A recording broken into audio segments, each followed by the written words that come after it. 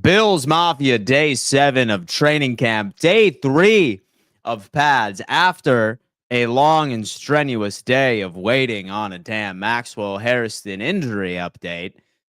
We got good news, as many of you know. We had a celebratory stream yesterday afternoon. We brought that onto the AFC East Roundtable. But you know what? It's back to business. It is back to business over at St. John Fisher. I'm very excited to see some more updates from the defensive line, from the trenches specifically. I'm super, super excited to see how Tre'Davious White plays. Because from what we understand, Maxwell Hairston is probably not going to be here until week 1. And I got to tell you what, whether or not that you are a fan of this move, it's ultimately inevitable. We have Tre'Davious White. He is going to be starting CB2. So what kind of plays can he make? Safety battles, depth corner battles. What's the defensive line rotation going to look like? All answers I'm hoping that all of us can get today, as each and every single one of you are pounding into the chat. Do me a favor, pound that like button for me. It's the easiest way to show a little bit of love over here, guys. We have been averaging like 300 to 400 live viewers during all of these training camp streams. I am dead set on keeping all of you entertained.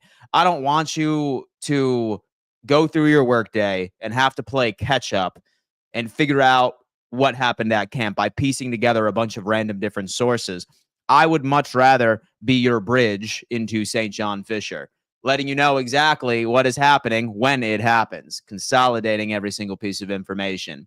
If that's your cup of tea, guys, again, hit that thumbs up sign. Let's run this up. And I am excited for yet again another episode of training camp live play-by-play reactions, man. Football is back, by the way, ladies and gents. Chargers Lions is going to be live this evening in Canton, Ohio. I know everyone is pumped about this. And do I acknowledge that this is going to be a bunch of Madden-generated players? Absolutely, wholeheartedly, 100%. But does it scratch my itch? You're damn right it does. I suppose there's a couple of players I'm interested in looking at, like Isaac Tesla. Did the Lions truly reach on this wide receiving prospect? I don't know. We'll see. So we're going to get our first taste of him. And then Omarion Hampton from the LA Chargers. He's going to be taking some snaps too. We have Trey Lance, who was once the CFL's top prospect just a couple of months ago. So, I mean, injected in my veins, man. Football is here, and I am in a excellent mood. Folks, I need to give a giant shout out to our proud partner today. That just so happens to be our good friend, William Matar. If you are ever hurt in a car, folks, you got to do me a favor, and you have to call William Matar. I would never wish a car accident on any of you, but say that it does happen. It is absolutely imperative to make sure that you have the correct representation, and here is your man staring you right in the face. Phone number is on screen. Shout out to William Matar for being a proud sponsor all year in 2025. We have my boy Dragon Dude. Morning, Dan. What's up, man? Hope all is well. We have nobody is playing today, my friend. Again, a lot of Madden generated players, but we will see a couple of draft picks, like 3rd and 4th rounders. Say that you are a college football aficionado, then I feel like you might be excited about a couple of late round picks for the Chargers and the Lions, but don't rain on our parade. Don't rain on our parade, man. Football is back. Don't you dare try and downplay it, all right? I am just ready to see some professional regulation ball on my television screen this evening. Go Bills from Minnesota. Dale, hope all is well. Hope you are enjoying this beautiful Thursday, July 31st, man. We are in the finish line, close to the finish line of regular season ball. I am excited. Will you be going live tomorrow? I will not be going live tomorrow, man, because number one, there's not a lot of live coverage that comes out of the red-blue game. It just doesn't happen. So typically, I do not go live during that point because we have to wait for all updates after the fact. So that and right on top of the reason I am moving. So I'm moving into my new house starting tonight, and then I'll be unpacking a lot of the day tomorrow. So this is likely going to be my last stream until Sunday when the Buffalo Bills throw the pads back on, back at St. John Fisher for day 8 of training camp. So is what it is, but I promise all of you are going to be excited about my New office. I have a lot of really cool plans with it, but I am going to be balls deep in unpacking. All right, folks. That's how it works out. Let's go, Dan. Fabian, what's up, man? Hope all is well. Lurking, LMAO. Have a great Dan. Have a great day, Dan. Mr. Carreras. Hope all is well. Hope all is well. Tom is saying, let's go, Buffalo. Lumberton, Texas. Bear GG is saying, are we talking Bills here? No. Question mark. Bean GG is a very impatient individual. He's a very impatient individual. He wants to talk a little ball, a little Buffalo Bills. Have patience, my friend. Have patience, my friend. We're going to be live for 3 hours today, and I'm going to be shoving Bills updates down your throat. I don't think you're ready. Be careful what you're waiting for. You are about to be the most informed Bills fan on the damn internet, my friend, immediately as it comes in. Anyway, folks, as we know, 148 of you are in here. 95 of you are on YouTube. I'm nosy. I got to know where each and every single one of you are tuning in from. Do me a favor and let me know. Roll call, man. We have had some very interesting places around the world shouted out these past couple of days. So if all of you would do me a favor, including the lurkers, sound off in the chat and let me know where you're tuning in from. Let's lock on. Bean GG, practice hasn't started yet, my friend. Be patient, young grasshopper. Be patient, young grasshopper. Once I get an update, you will. We should be anticipating Joe Brady to be hitting the stand here momentarily, and we are going to unpack all of this and see. Breaking news, we have the Buffalo Bills have signed edge Cameron Klein. He has been a regular on our practice squad for the past couple of years. Again, this is more than likely a camp body, folks. I do not really see a path for him to make this squad, but here we are. Cameron Klein in the building. Welcome to the team. Shout out yourself, folks. Let me know where you're tuning in from. Hit that thumbs up sign right now. Let's propel it out. 86 people are in here, and there has to be 86 like buttons smashed right there. Chattanooga, go Bills. Spidey Munn in Dan's closet. No, you are not. Relax, my friend. No, you are not. Chicago is in the building. We have Dickerson, Caledonia checking in. Caledonia, that's interesting, man. I like that. Go Bills from Space Coast, Florida. Connecticut at work. Charlotte, Saratoga, New York. Lurkers, stop lurking and let me know where you're tuning in from. We have Lackawanna, New York. We have Rayboth Beach is in the building. Yo mama's house. Relax, brother. Relax, my friend. Was Keon rolling the other day? He has been playing very well in camp. He is indeed a quality player for the squad. New York is in the building. Bobby Babich is on. He's on. All right. That's early. That is early. All right, guys, let's relax and we'll take advantage. No, he's not. He's not on yet. Once he's on, he will be on the screen. Go Bills, Cincinnati, Ohio. We have Rochester, New York is in the building. Go Bills from this. Dan, wonder what the deal is with Derek Forrest. Haven't heard anything about him pretty much since we signed him. He just hasn't really been doing anything that has been worth noting. I mean, really outside of getting in a fist fight with one of our rookies last practice. That is the first time I have heard his name. Again, as far as Derek Forrest, I would curb your expectations. I was able to watch his film, and all of those interceptions he had a couple of years ago were give-me's, were basically tipped up in the air and fell right into his lap. So I'm not particularly as high on Derek Forrest as I was when we first ultimately ended up making the signing. I unpacked the film, and he's just not that impressive. Maybe he still makes the team. It's still early, but we will see. Arkansas is in the building. What is good? Go Bills, Buffalo, New York. We got Connecticut, Rochester, New York, practice squad. Santiago, Minnesota is in the building. What is up? Dan, the man, tuning in from the First Ward, New York, watching on my break. Smash that like button. Go Bills. Bills Mafia 0322. Man, I appreciate you for tapping in with us, man. If, for example, you want to treat me like a podcast, I am not sure if you guys are working. Shout out to my blue-collar brothers out there. Or maybe you're in the office and you are just responding to a bunch of emails that you've been ignoring for 3 weeks and you have some mundane work lined up. Feel free to go on ahead and just keep me on in the background. As soon as when I start getting updates from Bills camp, you are going to be hearing it, man. We have been locking in for 2.5, 3 hours each and every single camp practice. So lock in. Last update we got was that we signed Cameron Klein. Again, a camp body. Nothing to really look at. We have New Jersey in the building to a Tuesday, man. Oh, look at that, man. We have some Dolphins fans in the chat. What's up, Dan? Work lurking. from Forestville, New York. That is my guy. Albuquerque, New Mexico. Go Bills. Joshua, I hope all is well in your neck of the woods, my friend. Question. So who will be playing in our preseason game? If history repeats itself, first game, probably not going to see a single starter, maybe outside of a couple of trench players. And maybe some of our like new additions. Maybe Ogunjobi gets some reps. Maybe Hoyt gets some reps. Maybe a couple of guys on the offensive line, perhaps. And that's even a stretch. Probably not TJ Sanders. Maybe Landon Jackson plays, maybe. But it's going to largely be a lot of our depth players, man. I'd say 75 to 80% of the guys we see on preseason week 1 are going to be fighting to even make a roster spot in the first place.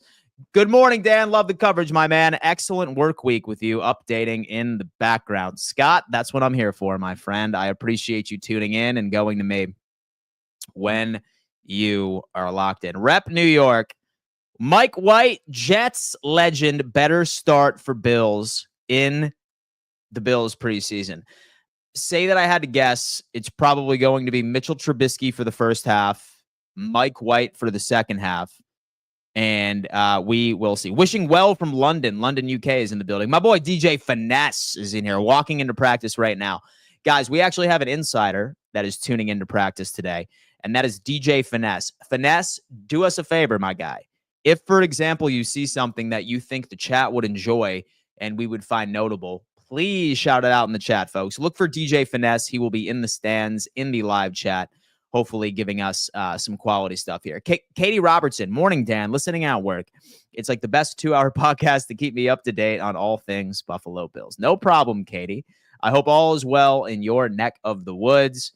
Hopefully we can learn a bit about the trenches, because last practice, I was basically hyping up the entire crowd by saying, yo, we might actually get some updates on what this defensive line looks like. But unfortunately, Maxwell Hairston went down with an injury, and that was the headline that dominated the day. That's all anybody wanted to talk about. So really, outside of a run stop that Gregory Rousseau got, a tackle for a loss that Ed Oliver got, it was largely crickets. So I need a good day. I need a good day from our good friends on the defensive line. That's where I'm at. Guess I need to look at more safeties for the 2026 draft, since Rapp and Bishop is basically our only good safety after this season. So again, when it comes into safeties, guys, I am never concerned about the personnel that are in our safety room. Us as Bills fans, we just ended up getting spoiled, because we perhaps had one of the best safety tandems of the 2010s or the late 2010s. Safeties, especially in today's modern NFL, are probably the least important position group to have elite players in. So it's all schematic. It's all schematic these days. Most quarterbacks are typically seeing their average depth of target less than 10 yards. So like you're seeing 7 to 8 on an average, 7 or 8 yards on their average depth of target. QBs are not stretching the field anymore. They are reverting back into run first, short passes, and relying on wide receivers to create yards after the catch. As long as you scheme up a too high safety program and your perimeter corners are somewhat talented, having a run-of-the-mill safety tandem is not particularly a bad thing. It's not going to burn your overall defense. The problem with Buffalo has been, and always has been, our ability to get pressure on the quarterback and get our defense off of the field. So I've never been one to say, yeah, a safety is absolutely necessary. Like, you look at some of the most elite defenses in the NFL right now, and I guarantee you, if somebody were to ask you, name the top 5 players on that defense, maybe one of those defenses you would have a safety in those top 5 players. Safeties aren't nearly as important as quality pass rush and perimeter corners and linebackers even. So, no, I wouldn't say that Buffalo needs to look for a safety early in next year's draft. I'm fine with going in the 3rd or the 4th round. I really, really am. run with the run-of-the-mill safeties. Safeties is so far down on the list of priorities for this team. Pass rush, pass rush, pass rush, pass rush has been my biggest thing I need. I am starting to think we got Trey White as a steal. Dragon Dude 815. He has been the talk of the town when it comes into training camp. Again, it's training camp. So what can he do? It's optimistic that he's coming off of a fully healthy year. And as many of you know, when you have an Achilles injury or a knee injury, yes, you can technically get cleared from your doctor a year down the road, but most players aren't the same until about a year and a half once they are fully recovered. From the time that the injury occurs, about a year and a half down the road is when you start seeing these guys start to get back to where they were. And last year was the perfect example for Trey White because his film while he was with the LA Rams and his film while he was with the Baltimore Ravens are night and day, particularly of where I'm at. I'm starting to think we got Trey White as a steal. Best Bills channel on the tube. Keep up the good work, man. Thank you so much. I appreciate that. We have Tre'Davious White is going to eat this year. Being GG. And I'll tell you what, man, we need him to. We need him to, man. All right, dude. Bobby Babb. It's not full. We are full speed. We're just not taking dudes to the ground. And then sometimes you see I got to yell at our guys because they're taking guys to the ground. You know what I mean? Keeping your linebackers to run and hit thus far. Yeah, I mean, we just talk about doing our 111. It's not. We're not teaching. Everybody's got a key and everybody's got a technique that they're supposed to perform on every play. Whatever that causes. You know, whether you're keeping linebackers free or they decide to free release on a run the O-line to the second line or to the second level, excuse me. It's just everybody identifying their key and doing their job. You know, like I just said, if they want a free release to the second level, that means the defensive line has one-on-ones in the run game. So the expectation is that, yes, you control your primary gap, but we got to be able to also, like, we got to get to the ball and tackle the football. That's the whole goal, is tackle the football without them gaining any yards in the run game, keep it elementary, right? So I think everybody is honing in on their 111th. We certainly have a lot of room to grow, but I would say that we're treating this as full speed game-like reps. That's the message that we send our guys. It's just don't take them to the ground yet. We know that Max is going to be missing some time. Yep. In your experience, what is the key for a young player, a rookie, who misses time early to be able to get back and kind of be where he needs to be at that point, if that makes sense? Right. I mean, we've dealt with it. We've dealt with it over the years. I mean, I can think back to when I was a linebacker coach with TB, right?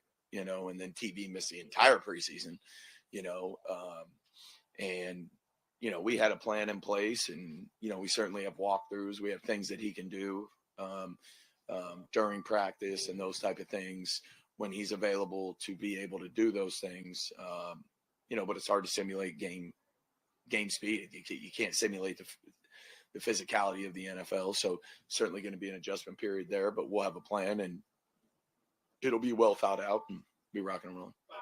For TP, though, he had a year in the system before he missed that part of camp. Sure. For a rookie, how hard is this foundational part of the season? So real quick, he basically just confirmed that Maxwell Hairston is likely not even going to have a meaningful impact until midway through the season.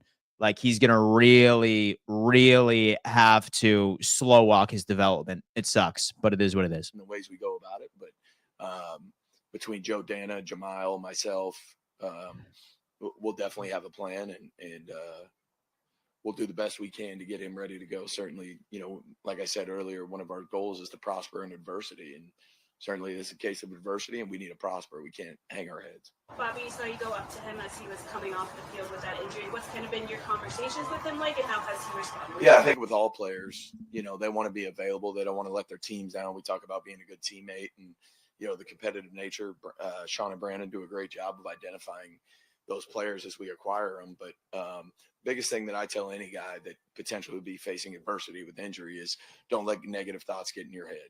You know, whatever you believe in, but I do believe that that negativity in your mind can certainly affect your recovery process. And it's hey, thanks, Chris. Take it minute by minute, day by day. rehab session by rehab session. And when you're ready to go, we're ready to go. But you try to think too far ahead. Oh, I'm going to be out there. No, literally just worry about today. Worry about what we're doing right here. How valuable is it to have depth at the position, but also depth in guys that have started games for you, have been in this system, that you kind of know what you're getting when you put out there in Jamarcus and Dan? You're talking about corner. I mean, I really, and I'll say it, I really love the competition in that room and the depth in that room. There's a lot of skins on the wall in that room, per se. There's a lot of youth that we're excited about. So, I mean, I've said it before, we don't flinch. Like, next man up. Next man slides right up. And, for instance, Dorian's going to have to get more reps. Dorian's strong, and that's what it is. And our expectation is that the expectation for every player is the same, in our eyes, that we set for them. Not for no offense to you guys, not for what you set for them, not for what Bill's. We've got to stay inside our building, and we'll set those expectations, and they're certainly high. But they know what they are. So, it's certainly good to have those guys here. Bobby, the Jordan behind the scenes, how does he split his time with nickel and safety?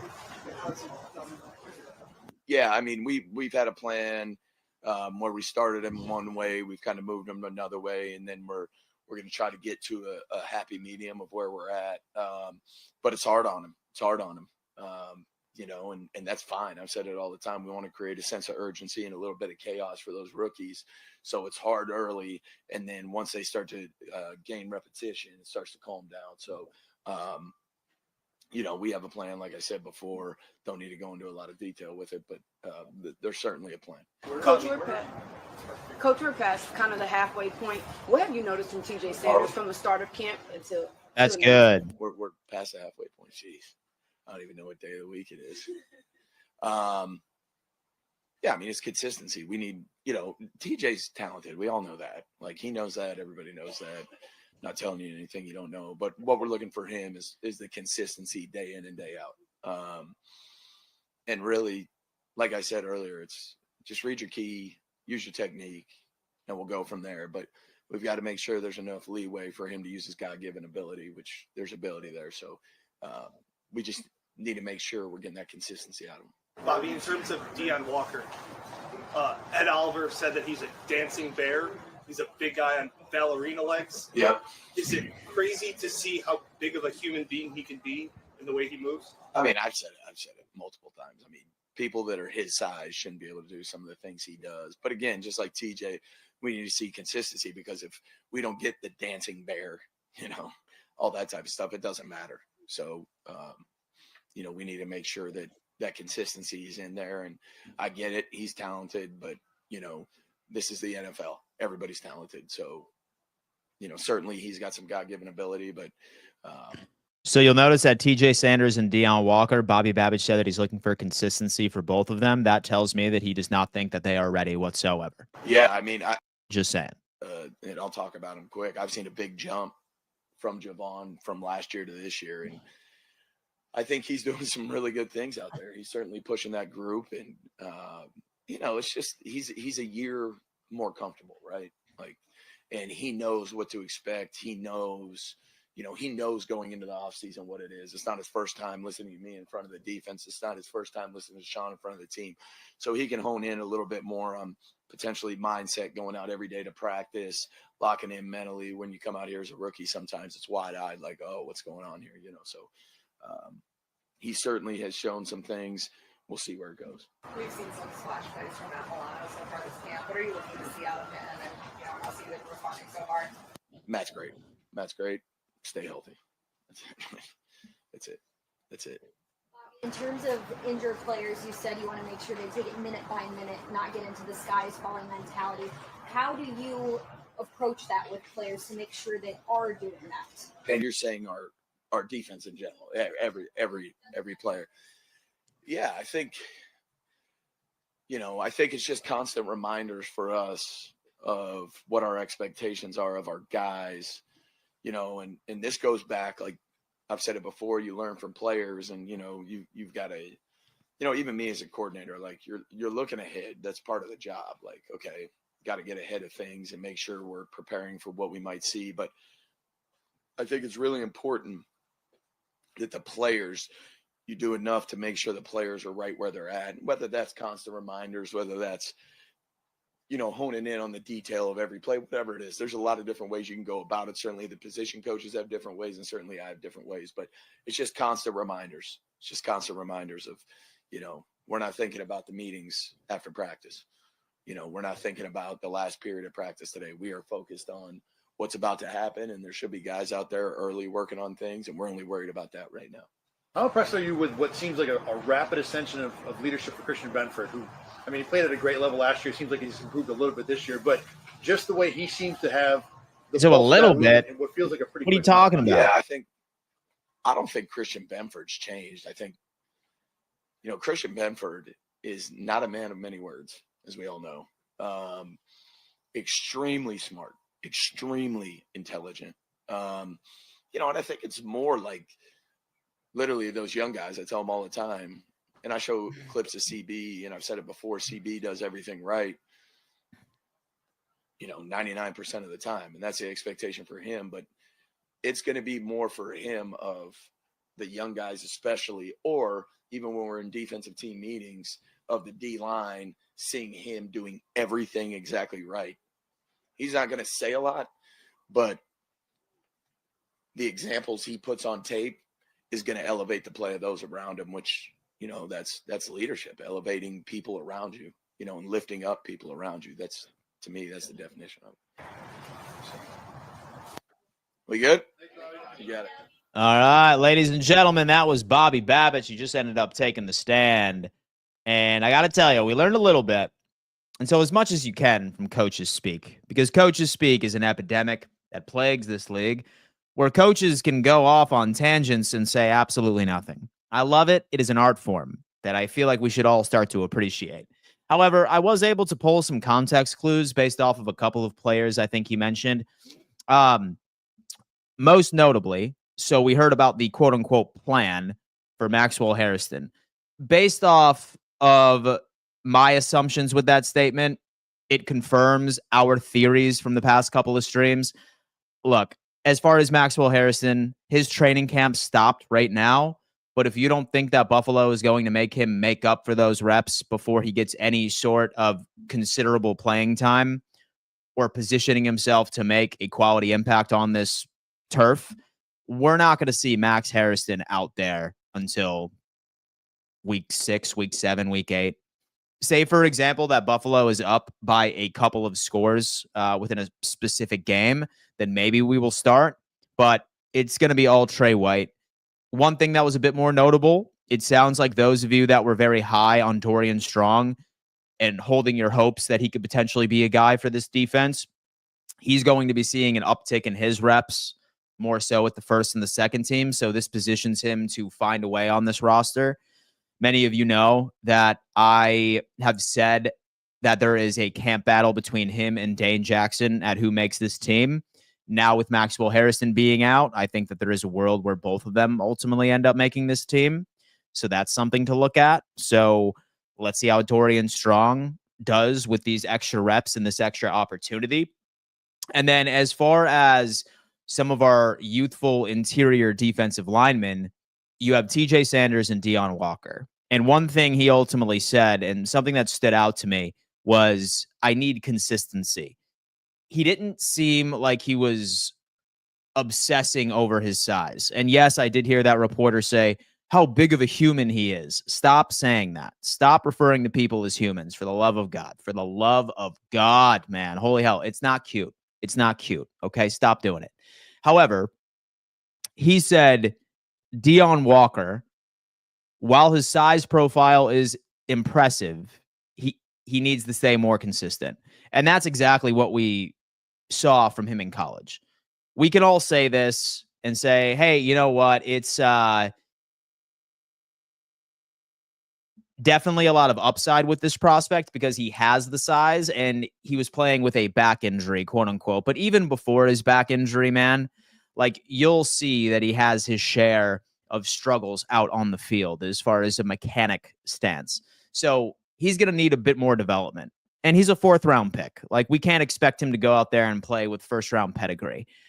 very much like you can't really expect any rookie, maybe with the exception of a running back, an early round running back, to step in and be as close to their ceiling as humanly possible. He said the exact same thing with TJ Sanders. Like, we have virtually heard nothing from him since pads have come on. Yes, we heard at the beginning, but there was no pads, so we're not going to draw any conclusions there. But it sounds like he wants more consistency too. And I'm not sounding the alarm bells because, again, like we've said this before, a college football team has maybe 5 players that are capable of making an NFL roster. They might have 2 that are capable of being an impactful starter or being a perceived great player in this league. Now, these guys are coming into an NFL organization where all 53 are capable of being on an NFL roster. And 22 of them are capable of starting for a team. So this is a massive jump in competition. Whether or not that you would like to admit it or not, I don't care if you're drafted in the 1st round or you were drafted in the 7th round. You are by far seeing the most difficult level of competition you have ever seen in your entire life. I don't care if you were the man in college. I do not care. So there's going to be adjustments. So hopefully TJ Sanders continues to get coached up and he can go on ahead and make some splash plays. It's still early. We still have a few more practices, have the red-blue scrimmage game where we're going to start seeing signs. But so remember, just curb your expectations. Curb your expectations with some of these dudes. Same thing. He's talented. He just wants more consistency. 111th on the top. And then last thing he ultimately ended up saying that stood out to me right before we get into another roll call in the chat, Javon Solomon. How about our boy Javon Solomon? Many of you knew that he was my draft crush 2 years ago. He led all of college football in sacks in FBS. And I said, dude, watch out for this guy. I think that he could be a diamond in the rough. And according to Bobby Babich, he has, quote unquote, made a significant second-year jump. And him making a significant second-year jump, folks, is not something we should be shocked about because this is a trend that happens each and every single year. Think of the Terrell Bernards of the world. Think of the Christian Benfords of the world. Think of players that we draft in the mid-rounds that have a quiet rookie season, but then are implemented into the second year, and they absolutely win the hearts of Bills Mafia everywhere. My pick might be Javon Solomon. I'm not going to lie. He might be ready. He might be ready. We have Solomon was from Troy. I loved him too. I know. My boy Jesse, 49ers representative over here. Good friend of mine in the chat hanging out. What's up, everybody? Welcome to another edition of Dan Mitchell consolidating and reading the internet. All right. That's basically what it is. Just look at me as a bridge, a virtual bridge into the sights and sounds of St. John Fisher. While the Buffalo Bills practice, we are going to pick up any crumbs we can find and make a full course meal, baby. That's what we do over here. That's what we do. All right. Get crumbs. Gourmet style full course meal. Look at that. Anyway, do me a favor. Hit that thumbs up sign, guys. We are going to be live for another 2 hours. 187 of you are rocking with me right now, watching ball. Hit that thumbs up sign and roll call in the chat as we speak. Let me know where you're tuning in from, folks. I am nosy. I want to know where you are tuned in from. Yesterday, we had Japan in the chat. We had Thailand in the chat a couple of days ago. I'm interested to see what the most unique place is. Regardless, I want to know how far in all 4 corners of the United States are represented. Let me know. Let me know, folks, nationally and globally as we wait for a couple of things. Max Hairston is out, and this is per Alex Brasky here. Max Hairston is out around 3 weeks. In his absence, Bills DC, Bobby Babich says rookie Dorian Strong will be thrown into the fire. Here he is before day 7 of training camp, working with cornerbacks coach Jamil Ade. Strong has shown flashes over the first week of camp. I love that. I love that, man. Listen, we have Dorian Strong. He has to be that dude. And I got to say, like, dude's got a solid build. He's got a solid build to be that guy. He's not Maxwell Hairston fast by any stretch of the imagination, but he's feeling it. He's feeling it. Guys, do not be shy. I am talking to everybody in here, all of the lurkers. Don't be shy. Let me know. Where are you tuning in from? Let's lock it in. Okay, we have Plymouth, New York is in the building. We have Stody, New York is in the building. Denver, Iowa is in the building. Richmond, Virginia. Las Vegas. CJ, what's going on, man? Born and raised in Buffalo. Roanoke, Virginia in the chat. All right. We have White Sulphur Springs, West Virginia, man. Corvette Assembly in Bowling Green, Kentucky. Go Bills. What's going on, man? He is at the damn warehouse today, baby. He's a working man, and he's tuning in. He wants to know a little bit about the Buffalo Bills. Dan with Shaq Thompson, Matt Milano, Bosa, Spector being free agents in 2026. Linebackers, do you think we draft? I think we draft at least 2, maybe 3 linebackers. We're going to go with linebacker probably first round, I would say, but it is far too early. Dan is a big human being. Relax with that human being shit, okay? Batavia, New York, Coral Springs, Florida, Palm Bay, Florida, North Carolina from Western New York. We have Massapequa, New York. Jay, what is going on, man? Iowa's in the building. What's going on? Go Bills. Keep up the good work, Dan. Mikey, my boy. Hope all is well, man. Really do. What are the DNs looking like? Haven't heard a lot. I'm hoping that changes today. Work Lurker, Saratoga, New York is in the building at work.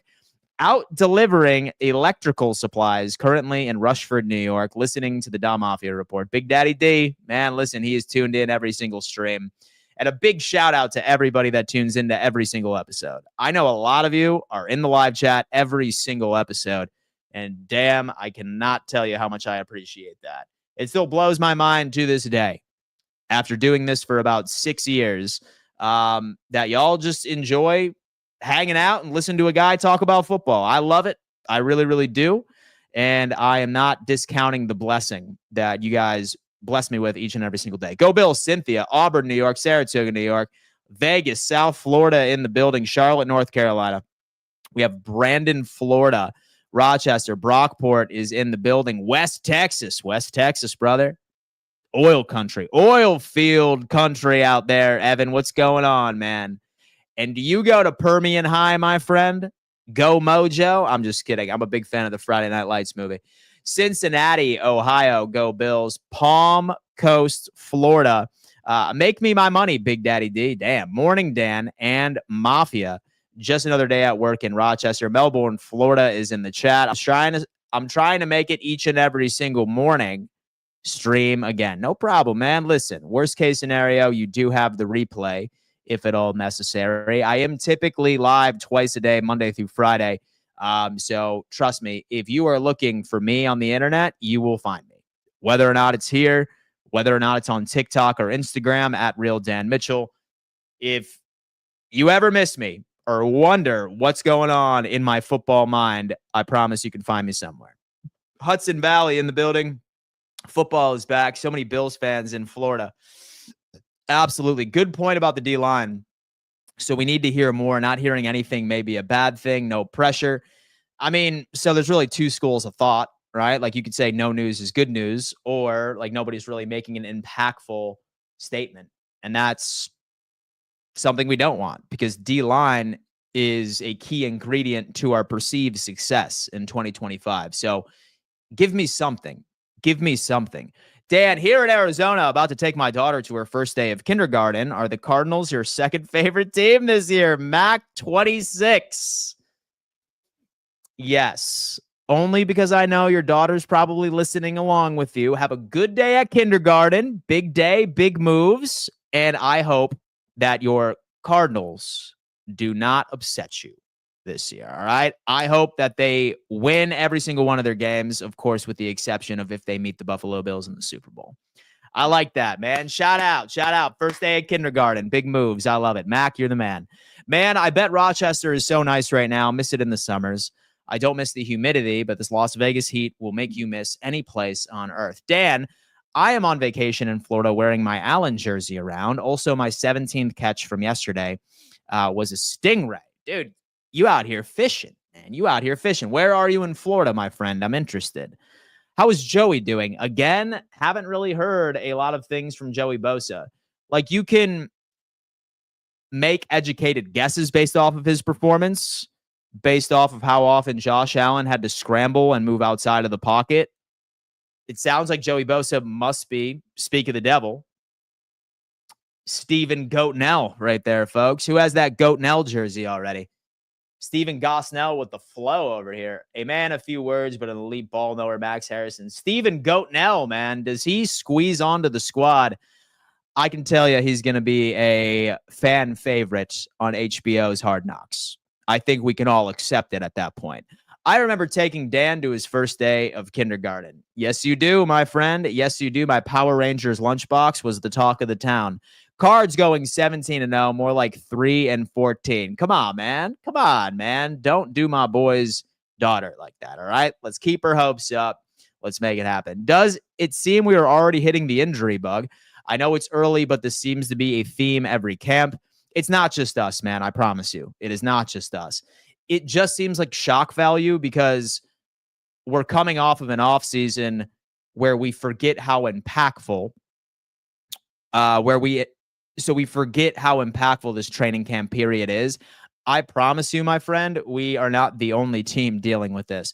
Soft tissue is a theme of everybody's camp. It's just how it is. It is a necessary evil, unfortunately. Is there any Joey Bosa news going to be about him being hurt? So it's better not to hear anything. Touche. Gosnell is a young Cooper Kupp. Just watch. How is Bob doing is the real question every single day. He's good. He hasn't pissed me off just yet. So say, for example, that something crosses my screen that upsets me. Bob's going to get these hands. All right. But Bob's doing well. Bob is also moving with me. So I need to load Bob up into the truck. And we got to make some moves once this stream is all said and done. Dawson Knox is back, ladies and gentlemen. Full pads, baby. First taste of our good friend Dawson Knox. His first experience in training camp 2025. So that is, folks, ideal. A man who started off on the PUP list, Dawson Knox, has returned fully in pads. Hey, look, that's good news. Because past couple of practices, I feel like we've been greeted with terrible news. That's at least good. We have NFL Shop needs to get the Goatnell jerseys out right now. I agree. Dan, will you be attending any Bills games at Highmark, given it is their final season? Jay, yes, I will, as a matter of fact. So we have an event for Roundtable Sports. We are going with a bunch of Bills fans, me and TD Fins Talk, Richie, all the guys from the AFC East Roundtable. We are going to be sitting with everybody at the Caesar Sportsbook Lounge week 3, Thursday Night Football against the Miami Dolphins. And we're doing a little event at a bar where we do a live show, which is super exciting. It is a ticketed event. Unfortunately, we are all sold out, but we are going to also be at a tailgate as well with Game Day Buffalo. So I have a special link that we will be releasing sometime next week in case some of y'all are going to be in town and some of y'all want to hang out, say what's up. We will be there. I will keep you up to date on details. But yes, I will be in Buffalo for week 3, Thursday night against the Dolphins. Dan, can I get a shout out to my daughter, Jenna? She's a Cowboys fan, unfortunately, trying to convert her. Jenna, I hope you're having a wonderful Thursday. I have to tell you, I think that you need to follow the family ties and transition over to a Buffalo Bills fan. I understand that you are also familiar with pain, and the Dallas Cowboys are also, I would say, the underdog, right? But there's such a magic of being a Buffalo Bills fan. Such a magic. It shows you the loyalty that this fan base has had with this squad for the time being. It's such a beautiful story. A team that has done nothing but break your heart for years is finally good and contending on a regular basis. How do you not like that? I'll tell you what. Start off slow, some baby steps. Just throw on a Bills shirt one day. Feel it out. See how it feels. Watch a Bills game. Watch a Bills game. Fall in love with it. Start off with a game that should be an easy win, like the New Orleans Saints, for example. That should be an absolute destruction of that squad.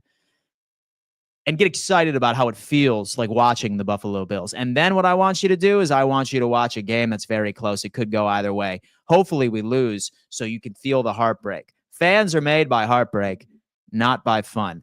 That is the step-by-step process on making the conversion. Jared, all I got to say is tell Jenna that she needs to give it a try. Just play around with it. All right, see how it feels. I promise you will fall in love. That and watch Hard Knocks. I promise once you watch Hard Knocks, you are going to be a Bills fan all day. Anyway, Steven Gosnell makes this roster as wide receiver 6. I don't know. There he is. I don't know whether or not that he's much of a special teams contributor. So wide receiver 6 needs to be the special teams. So needs to be the best possible special teams contributor. That's how it's going to be. I'm still kind of betting on Laviska Shenault. But say that Codrington beats out Shenault, then maybe Goatnell has an opportunity. All right, we have Elijah Moore is set to return from his leg soreness. Folks, we got Moore back, dude. Elijah Moore is back in action as well. Guys, we're starting to see people melt off the original injury list. Can we stay healthy? Shavers' ankle is also back in uniform. Terrell Shavers is back, folks. Looks to be participating. Terrell Shavers is back. Guys, good news. Good news. Our injury report is shrinking. Let's hope that these names are not going to be added. We have Cole Bishop, who left Tuesday's practice briefly before returning to the sideline with his helmet, will not practice Thursday due to a quad injury. More injuries to the Bills' young secondary. Second straight preseason, Bishop has dealt with an injury. So we have added one. So I suppose our number or our ratio right now is 2-1. So we have Cole Bishop not participating with a quad injury. He left briefly. And guys, remember, like when these players are ripped off of the field, it's typically just overly cautious. We don't want anybody to get hurt. We have a do not practice Cole Bishop. You have Hayden Harris was waived/injured with a bilateral hamstring injury. So those are some updates as we wait for practice to start locking in already. Scoop Prods making it happen. Guys, we have 255 of you on YouTube right now, 155 of you on X. Say that you're just tuning in. I am going to be your bridge into St. John Fisher. My goal is to make sure you stay informed. I don't want you to wait until the end of the day to figure out what happened at practice, whether or not it's big updates or little updates. I feel like all of you are tuning in because you want to be informed. If, for example, that you appreciate that because we will be live for the entirety of practice, all I ask is just you hit that thumbs up sign because I want to make sure that this stream presents itself in front of every Bills fan on the internet that may not be lucky enough to attend in person, but still wants to at least feel like they are. So if you can, let's go on ahead and destroy that like button and propel this out to the YouTube algorithm. 250 of you are watching. I think that we could very easily end up getting up to 250 like buttons. I don't think that that is too much to ask.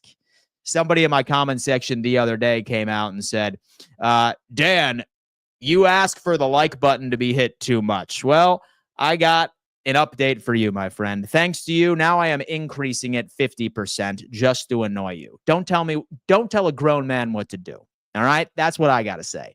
Maybe if your ass would hit the thumbs up sign, then maybe you wouldn't hear it so often.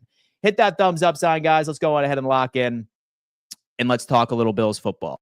What are your thoughts on the safety position? Safety for me is probably the least important position group that needs to be top 5 or top 10 from a personnel perspective. Like the league just doesn't stretch the field like they used to.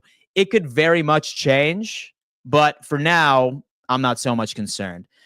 We have Tyrus Sandy, never up this early. Let the dogs out. Made the coffee. Now light the vitamins. Go Bills, baby. Have a day, Dano. Tyrus, I hope you have a wonderful day, man. I hope you have a wonderful day. Dan, every day, all week, and last week, you've made half of a shift. Just fly by. Thank you, sir. Bearded Johnson, I appreciate that, man. Look, I figured that I'm going to be doing this regardless. Just watching the internet like a hawk, trying to take away any crumbs I could find to make a full course meal for myself. I might as well stream me doing it so you guys can go on ahead and work your day and perhaps make it go by a bit faster. Dan, I requested and received from the fam JA17 red jersey and Bills hat. So go Bills from Arizona and play nice guy with the 314 comment. Yeah, that's, hey, come on, guys. Come on, man. Be nice. Rapp and Bishop will be good. We have Dan Jackson. Dan, Jackson Hawes is the truth. Trust. Tight end 3, future tight end 2. Look, man, so when it comes into Jackson Hawes, he was drafted for a reason. Him and Dawson Knox are very similar players as far as skill set, as far as type of tight end. So don't be surprised if he was drafted to potentially be the replacement for Dawson Knox. Tyler Bass remains sidelined with pelvic area soreness. Folks, every day that we see Tyler Bass is on the sideline with pelvic soreness is another day that the theory from Thigh Doctor begins to be more concerning. Let's hope he's back soon, and let's hope it's not what we have heard from our good friend Thigh Doctor. But if that's the case, we might be getting a bit anxious this season for Tyler Bass as far as his pelvic issue. Still sidelined with pelvic area soreness. I did end up doing a video with Thigh Doctor in case you guys are interested to hear the specifics and the medical terminology behind it, as into why we should be worried about Tyler Bass. I would just recommend going to find that video once the stream is over. Like, say that you're interested, but it's less than ideal. Way to handle that, Dan. Great awareness. Go Cardinals. Thank you, Scott. I appreciate that, man. I am growing day by day. Yo ho ho, Dan. Good morning. I predict the offense will vastly improve this year, and the defense will finally show up when it matters. In the playoffs, open the new stadium as Super Bowl winners. I feel like if movies were written, that's exactly how I would draw it up. Bar none, man. Who knows? If you believe in the NFL is scripted, then I'd probably say that's the best possible script you could write. Am I right? Who twisted his nuts? Who? Me? Me? Jay is coming in. I am getting concerned when Bass comes back. That's hysterical. Do you think we did enough to dominate up front on the defensive line? Theoretically, sure. But we haven't executed. And we still need to execute. I haven't heard a damn thing. Or really some sort of update that is meaningful at all. So I'm hoping that changes today. Kickers suck. Let's get rid of them and go for 2 every single time. I feel like that's the trend with many. We need a veteran kicker to win it. Let's just say Tyler Bass was getting busy in the offseason. Oh, my God, dude. All jokes aside, what are your thoughts on the actual chance of Gosnell or other undrafted free agents like Paris Shand? It's tough to say. Shand has also been a guy that's made some splashes at camp. So it's just a very crowded room for both of them. Like Buffalo typically runs with 6 wide receivers. One year we did 7, but that was back when Dable was the guy. So we typically run with 5 guys that actually contribute onto the offense, and number 6 is typically a special teams type player. So the wide receiver room is all but locked up with the exception of one spot. My question for Gosnell is, what sort of special teams contributor is he going to be? It's not looking good.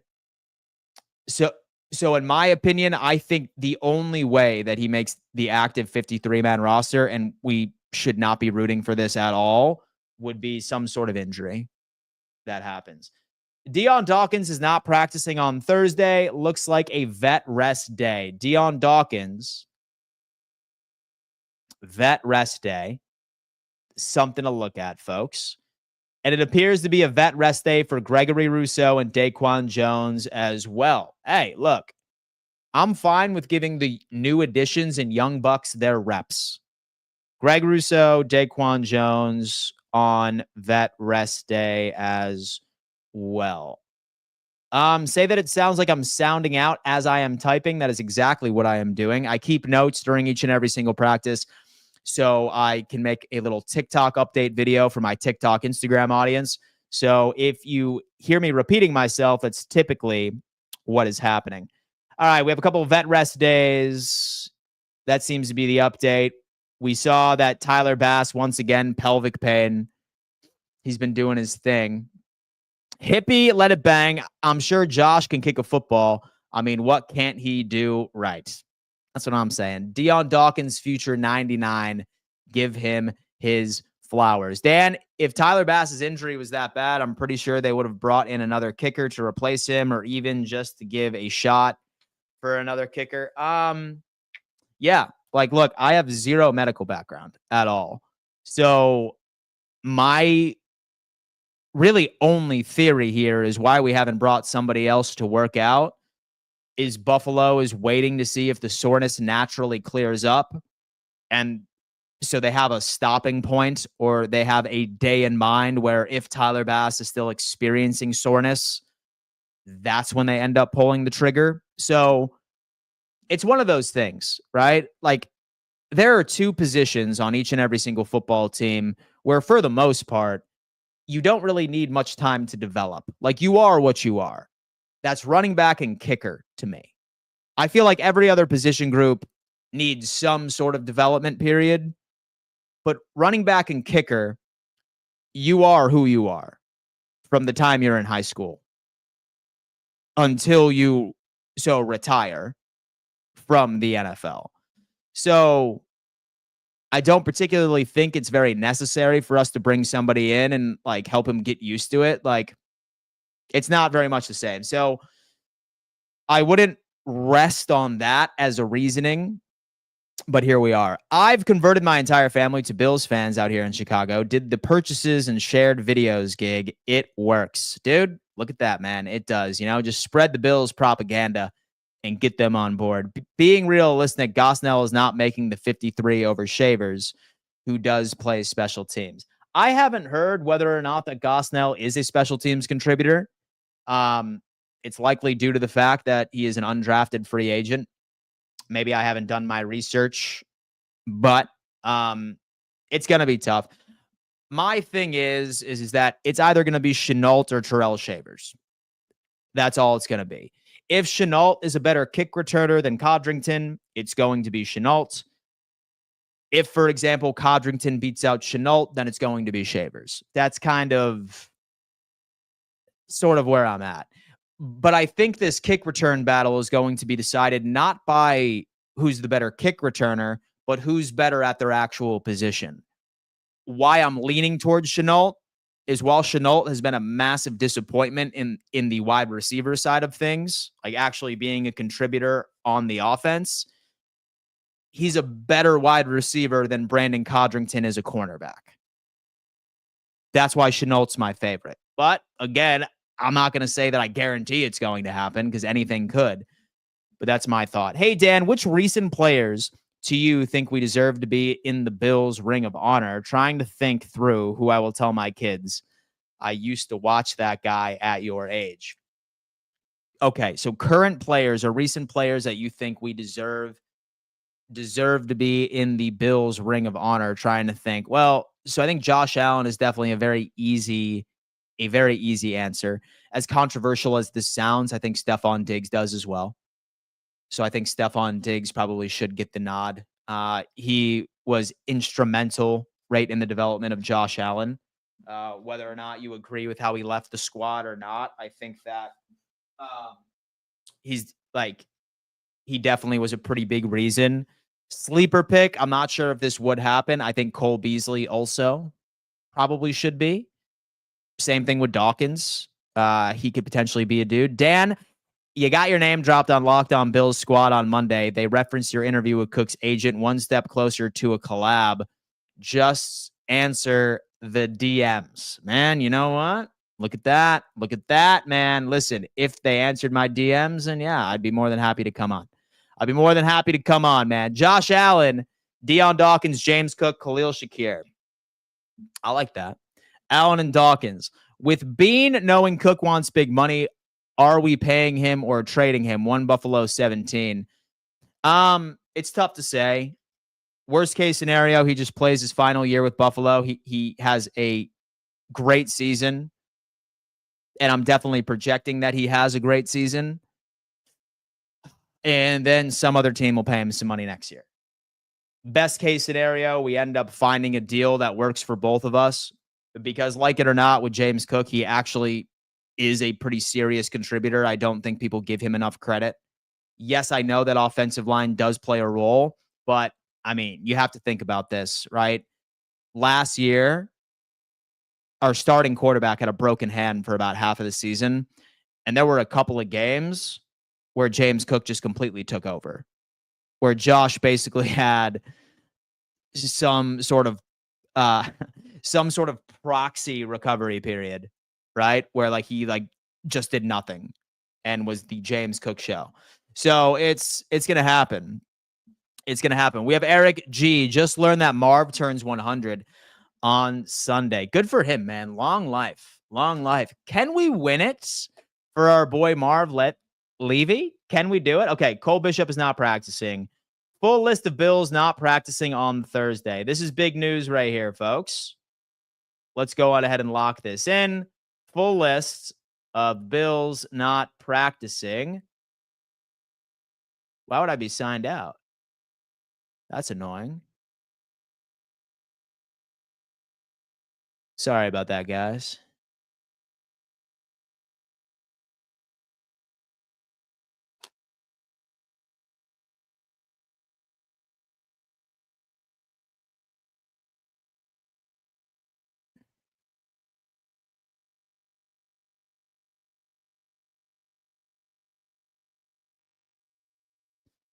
All right, here we are.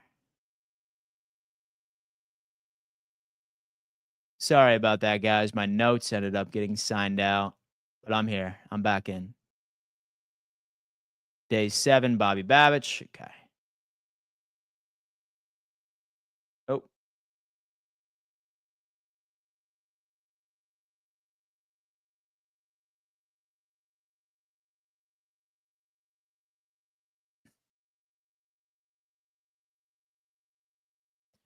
All right, folks. We have the full list right here. We have Curtis Samuel, Caden Prather. We have Deion Dawkins, Spencer Brown, Alec Anderson, Cedric Van Pran Granger, Greg Rousseau, Daquan Jones, Bernard. You have Dorian Williams, Max Hairston, and Cole Bishop. Dawson Knox has returned to practice. And we have Dawson Knox right here practicing on the field. Video per Josh Reed. Josh Reed. Hope all is well. Elijah Moore is also back to practice after missing the last few days with leg soreness. Look at him, man. A wide receiver a lot of us I know are very hyped at seeing the potential. Let's lock in. We need a kicker that we don't need to stress if he will make a 30-yard field goal. He didn't do bad last year. It was just 2 years ago. As far as Tyler Bass, man, I still promise you he's top 5 in this league. He's still top 5. Like, barring that one miss against Kansas City a couple of years ago, I understand that you're judged by your misses and not by your consistency. That's just the ugly truth when it comes into kickers. But for some reason, he only struggles at the beginning of the year. And statistically, he's locked down when you need him to be.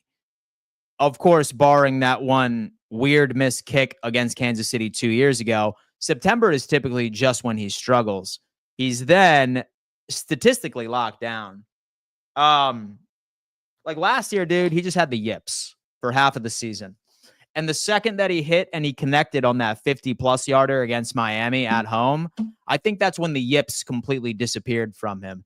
I'm not one to say, oh, let's go out and replace Tyler Bass. I mean, say that he is a hell of a lot more consistent.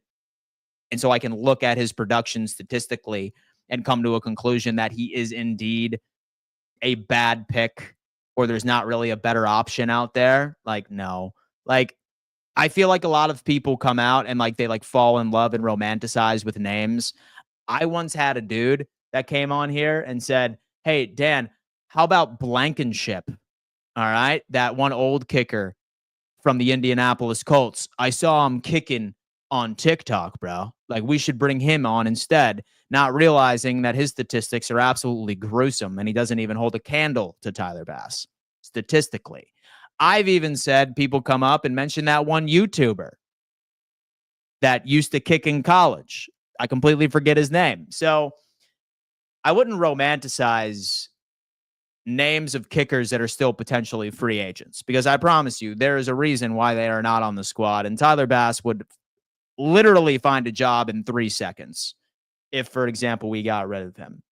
I think we just need to hope that his pelvic injury is not that crazy. It could be worse. Your kicker could like massage therapy. Very true. Very true.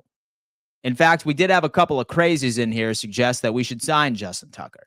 First off, I said he's suspended for 10 games. And number 2, I'm like, damn, brother. Damn, brother. I'm questioning your morality. What happened with the Ravens kicker? Oh no. He is suspended for 10 games. His career is likely over. Joe Rist, who romanticizes a kicker anyway? Hey, I mean, you'd be surprised. Peterman could throw into a garbage can from 50 yards away on TikTok. Enough said. For sure, man. Like, we definitely fall in love with names. Oh my God. Right there. Whatever happened to Thicker Kicker? I think he had an opportunity with somebody. I'm not sure if he's still on said roster. News dropped a little bit ago. We have Dawson Knox return to practice. Cole Bishop out with a quad injury. First time I'm seeing Spencer Brown and Dorian Williams doing conditioning with trainers. So, hey, dude, that's good. We have Spencer Brown. He's ramping up. Spencer Brown and Dorian Williams are conditioning with trainers. You love to see that, folks. You love to see that. I didn't take Tucker for being a freak nasty. He's a little freaky. Yeah, he's a little freaky, man. Statement. It could be worse. Bills players could be kissing each other and then getting injured. Absolutely, man. Some shameless kisses on the forehead from our boy Christian Wilkins. Dicker the kicker was signed with the Chargers, I believe. He is. Dan, this draft class is probably some of the best kickers. Do they, though? He cost much to release, and then the other part of finding a replacement. If there's kickers just sitting around, there's a reason for that. Seasoned beast is coming. We could always call Matt Araiza back, LMAO. He is the Kansas City Chiefs punter right now. He is still on their roster. Not good with Bishop. Damn.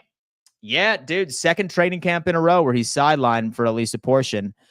Does Bishop seem always injured, or is that just me?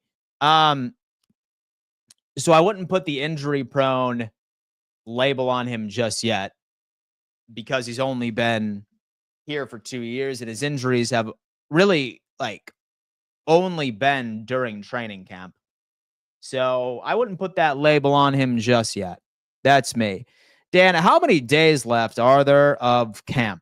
So Sunday, I know we practice again. Friday is the scrimmage. Sunday is a practice. Monday is a practice. Tuesday, I want to say, and then Thursday. And then we have our first preseason game next weekend.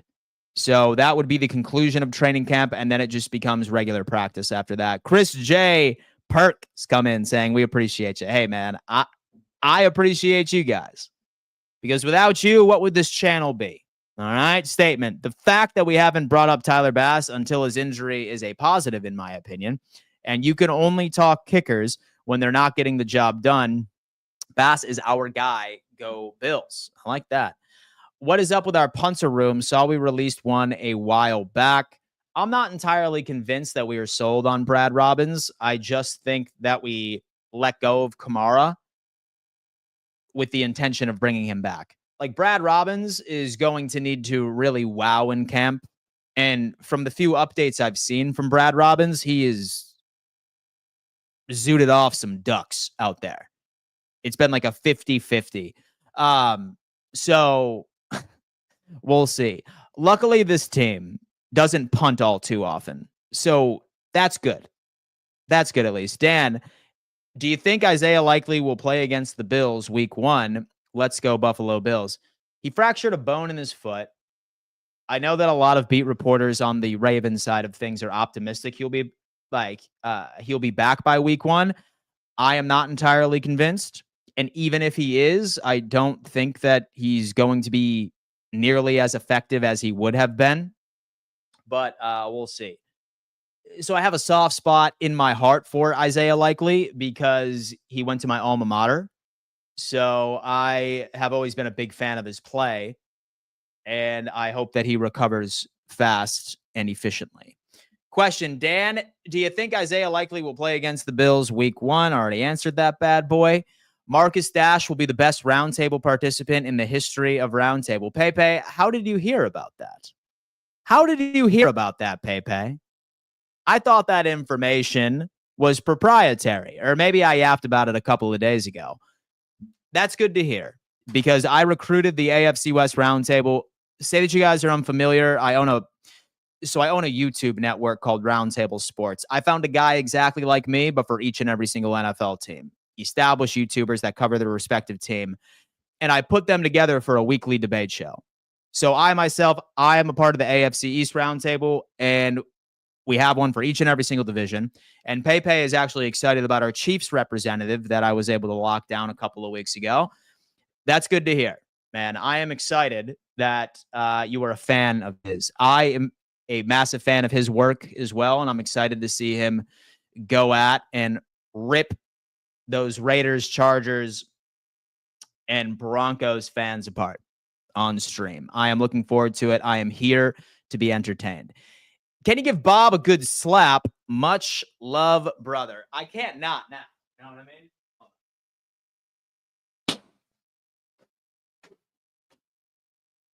I mean? I mean, hell. So if y'all are going to donate, for sure. I'll go on ahead and I'll give Bob a nice little slap. Folks, just do me a favor. Hit that like button for me. Hit that thumbs up sign for me as you come on in. I'm consolidating each and every single piece of information that comes on my screen, serving as a virtual bridge, a metaphorical bridge into the sights and sounds at St. John Fisher, as Buffalo, I would assume, is starting to ramp up their practice.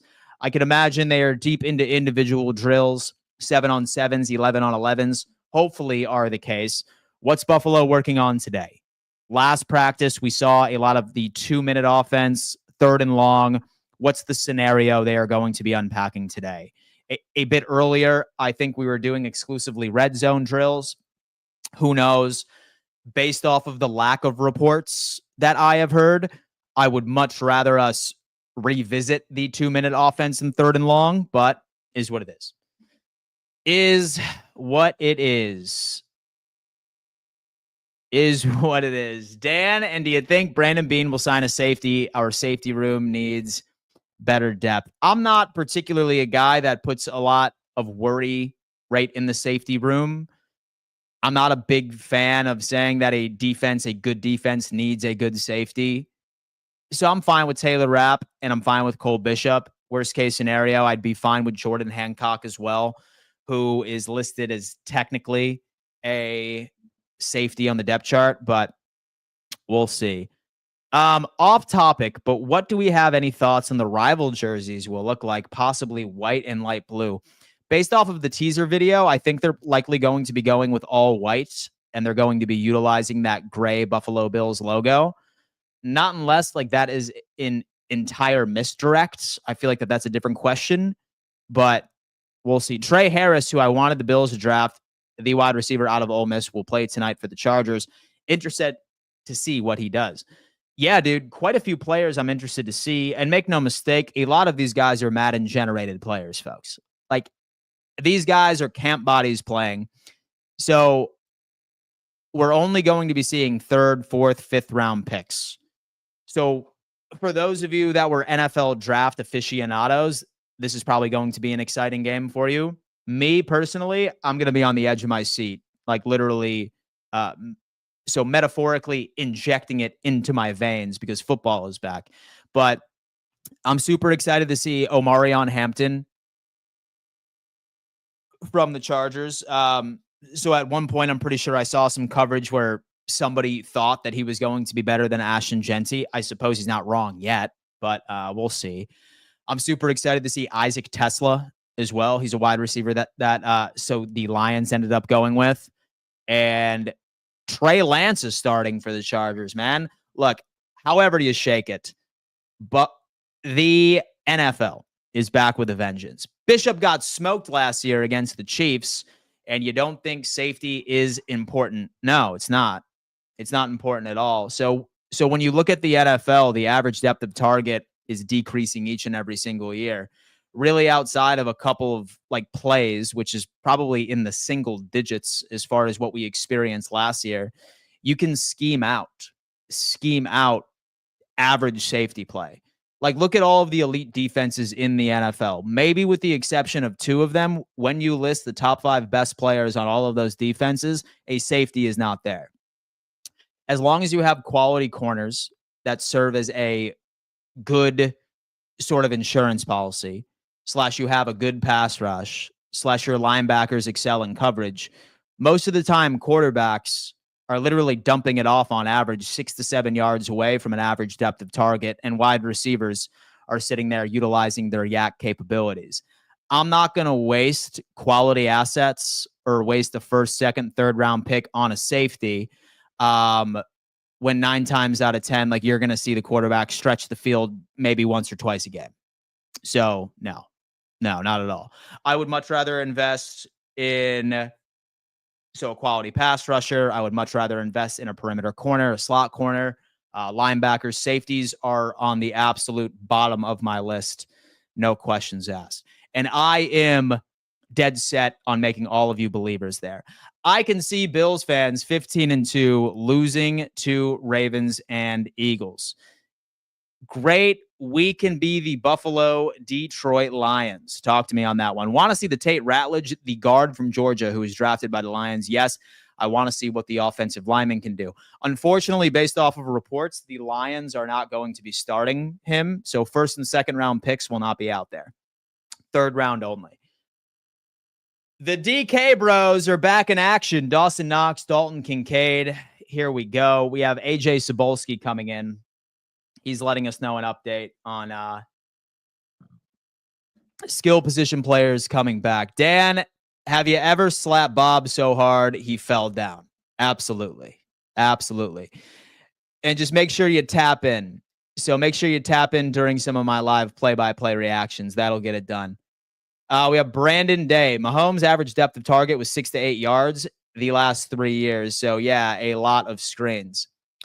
Like, that's what most quarterbacks are doing nowadays.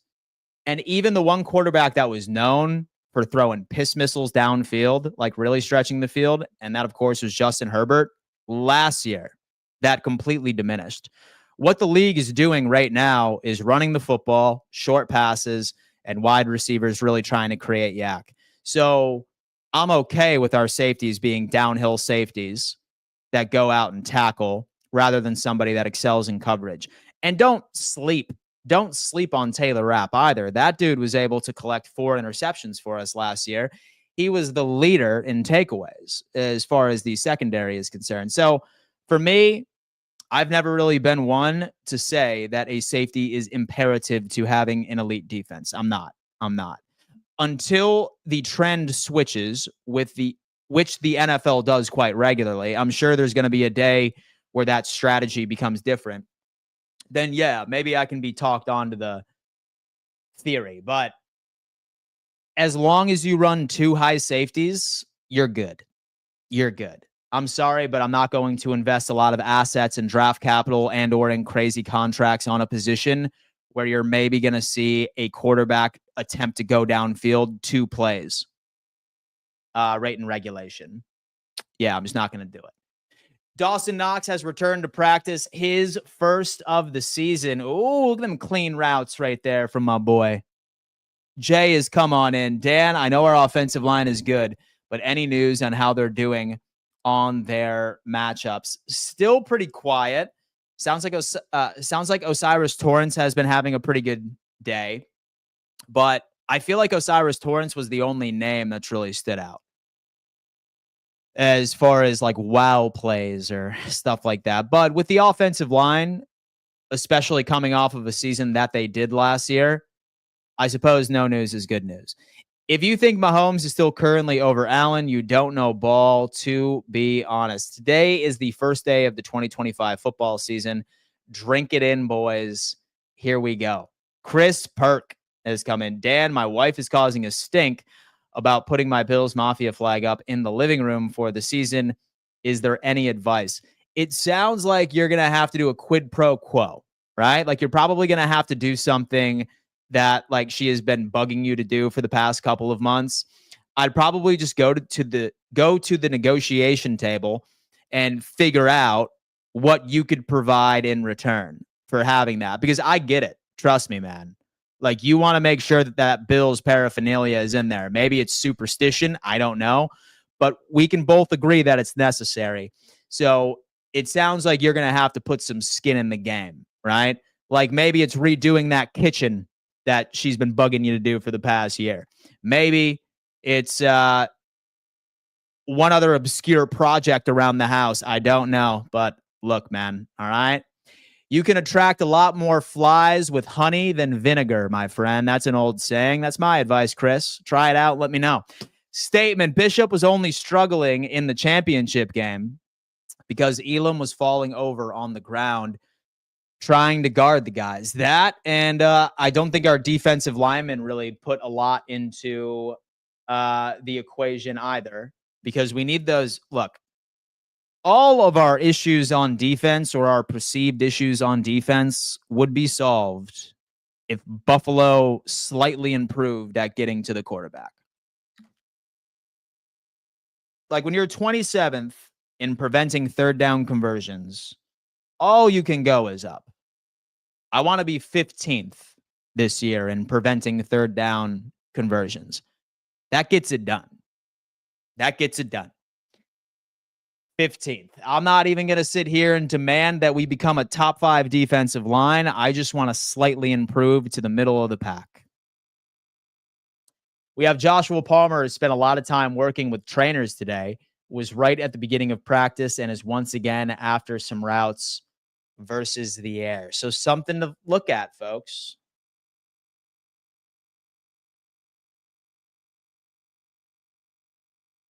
No perceived injury, but something to watch. All right, dude. Okay. Per Alex Brasky, Spencer Brown looks like a guy ready to return soon from his back injury. First time on the field working with athletic trainers. We saw that a bit earlier. He remains on the PUP list. Shavers also back today. Look at Shavers, man. We were all worried about Shavers, but he appears to be pretty damn good. Palmer is talking with athletic trainer staff after a rep during routes versus the air.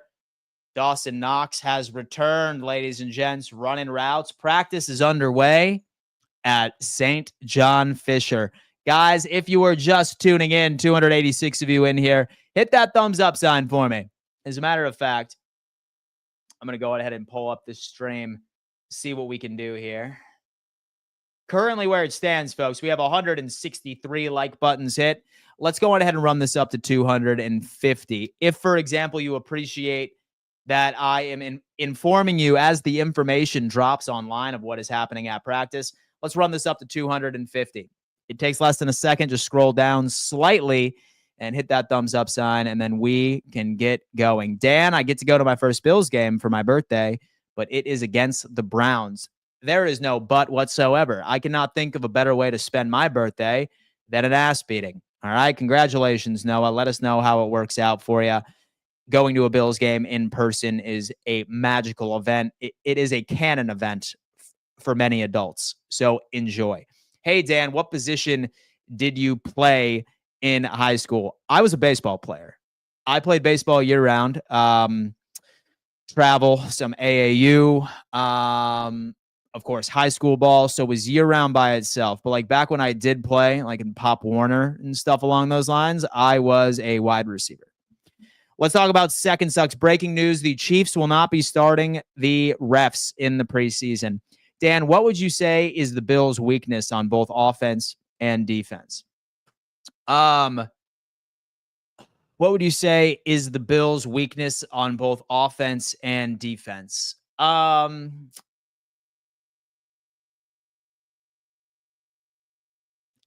this sounds like a homer answer right now, man, but it's really hard for me to pinpoint a weakness on the offense.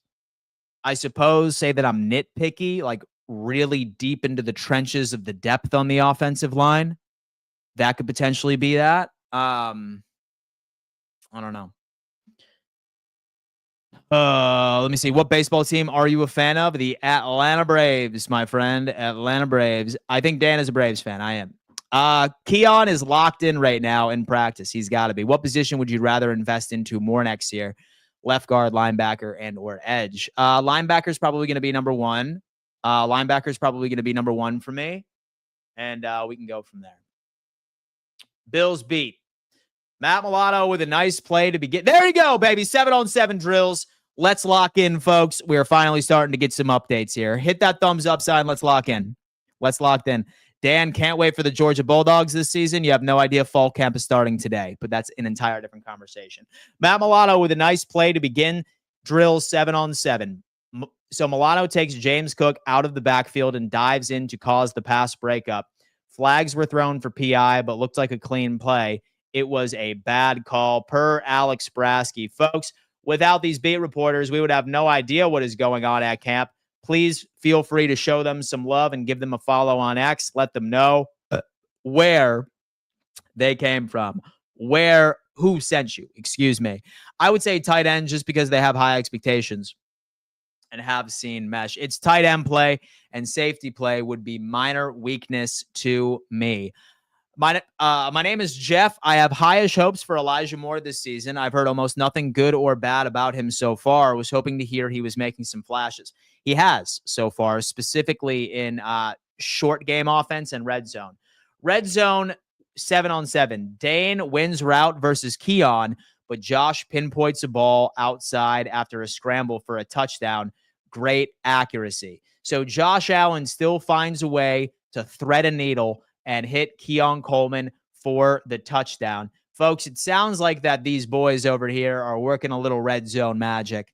That's what is important for this team, man. We need to be able to lock it in and do whatever we can. I feel a stampede is in order for the rest of the NFL. I agree, real Bill P. Talk to me. Matt Milano, Pro Bowl season incoming. I would love some more of that. What are your expectations for Bosa, another Von Miller type or a real game changer? It's sort of a wait and see for me. As far as Bosa, like we've heard a couple of things from him in camp, and a lot of it had to do with us like looking deep into concept. I just hope he can stay healthy because I do not believe that he is past his prime. I think that if he can miraculously give us 17 games this year, I think that he will be effective. He's a strong guy. He's still 29 years old. I think he can get it done. So my expectations for him is just a quality, like rotational piece. And hopefully he's able to make a couple of plays for us when it matters most.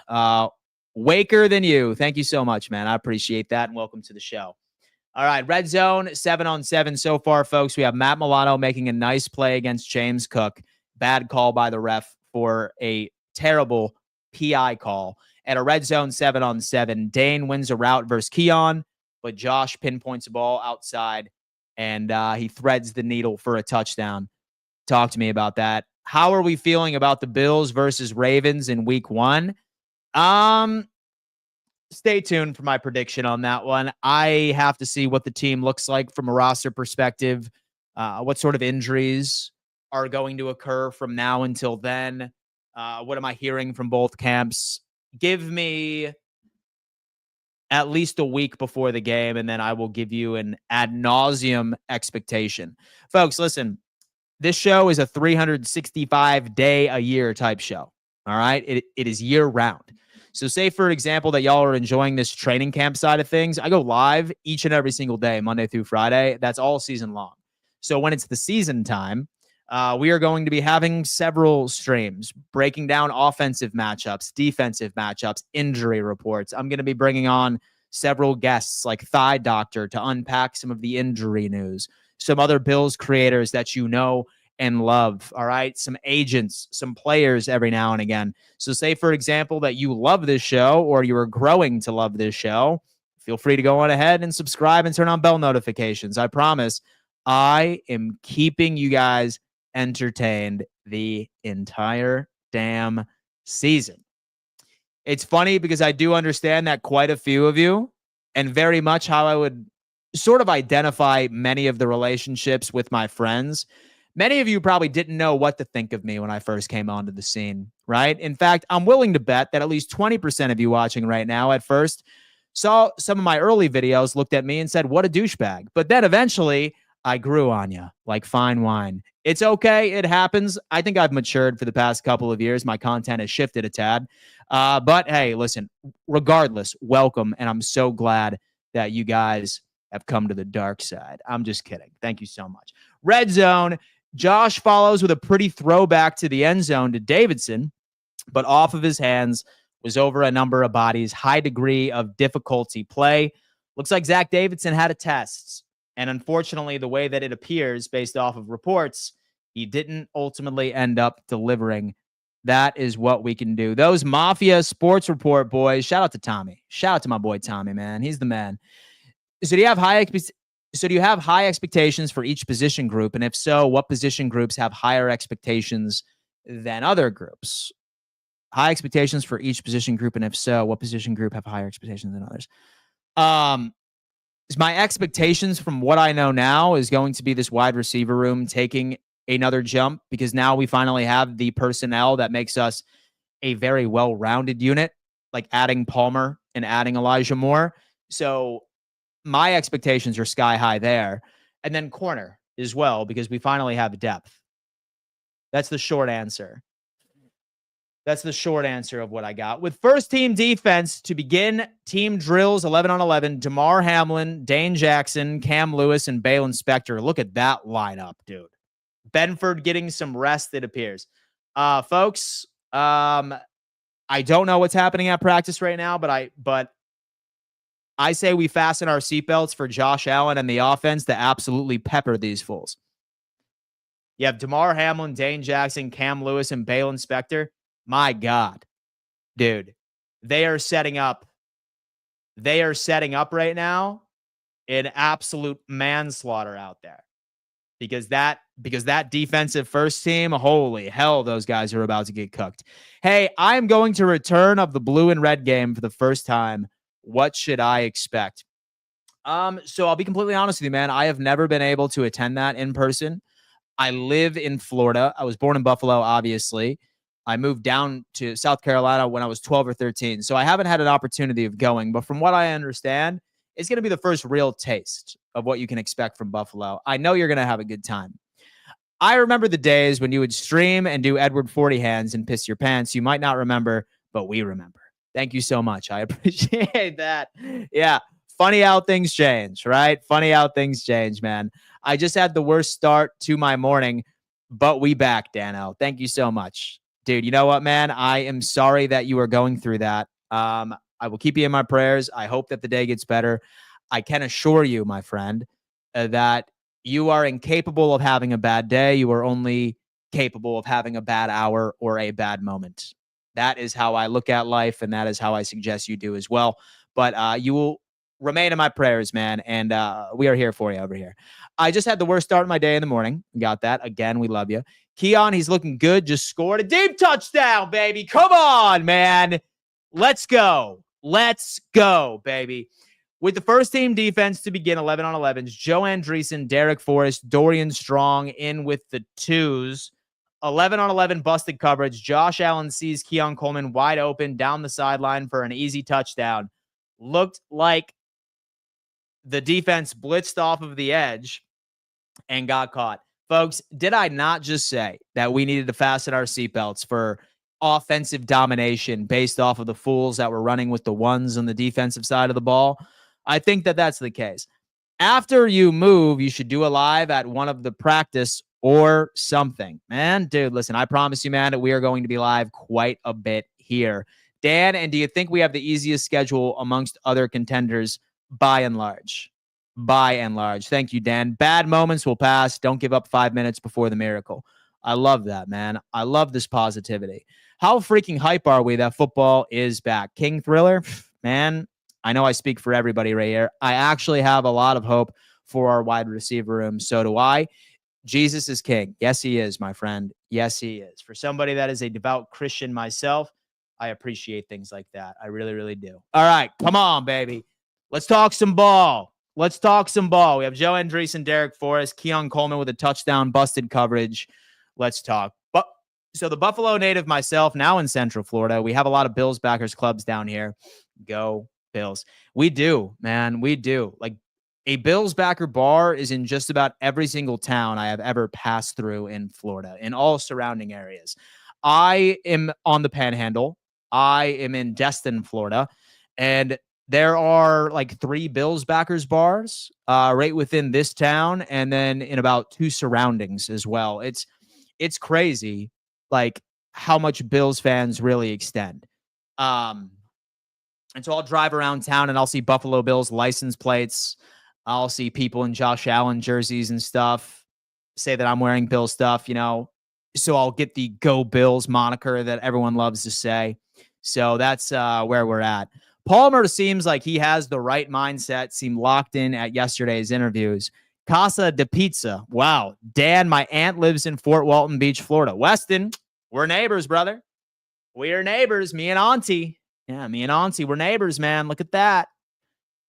All right, so still waiting on some updates, folks. We have 11 on 11s versus a very questionable first-team defense. But doesn't matter. Let's get those confidence reps, as I like to refer to them as. Coleman was projected to be better than Worthy before Poyer did what he did. Yeah, dude, for sure, man. Like, when you compare stats side by side, so receiving yards per reception, so Worthy had like 90 targets or 90 receptions where Coleman only had 40. And Coleman still ended up finishing about 100-something yards less than what Worthy did last year. I don't think him and Xavier Worthy are too far off. And as long as he can stay healthy this year, I think that he solidifies that. Again, so I'm not saying that Keon Coleman's going to be wide receiver number 1. I am not going to predict that. I don't think he was ever drafted to be wide receiver number 1. He was drafted to be nothing more than an improvement from Gabe Davis, and I am fine with that. We love Florida. Dan, how was Keon today from Vegas? The Bun Twins, I will tell you what, he just ended up running into the end zone with a touchdown, which is absolutely insane. Josh the Keon 20-yard touchdown. Come on, man. We already talked that. Busted coverage, though, so keep in mind. King Thriller, my dream away game to go to is at Hard Rock Stadium against Miami, solely based off of the fact that Florida is like the Bills' second home, and it feels like a home game because Bills fans almost always end up dominating in that. Let me see what we got over here, man. Water's Edge Winery on the Rose is Bills Crazy and Broken Arrow, Oklahoma. Ed Oliver would-be sack of Josh Allen. He and Taron Johnson providing pressure. Ladies and gents, we're installing some blitz packages here within the Buffalo Bills. How encouraging is that? And how encouraging that Ed Oliver, where we were all desperately waiting for some sort of update from the defensive line, we finally get it. Ed Oliver, you love to hear it. I know my boy Sean, if he's still in the chat, is running circles because my guy, he is an Ed Oliver believer on this defensive line, rightfully so. You love to see it. So what we're getting right now, folks, it sounds like the defense or Bobby Babich is running quite a few blitzes. We heard of one scenario where it failed miserably, and then most recently sounded like it was a tad better. Dan, Sanj here again from Northwood, England. Can I ask for a shout out for my daughter, Kava, please? Kavia, I really hope that you were having a wonderful morning. I hope that your father is turning you into a Bills fan. I have all the faith in the world that he is. And I hope you are ready for an incredible, incredible season. Shout out to my boy Sanj and his daughter, Kavia. Talk to me, man.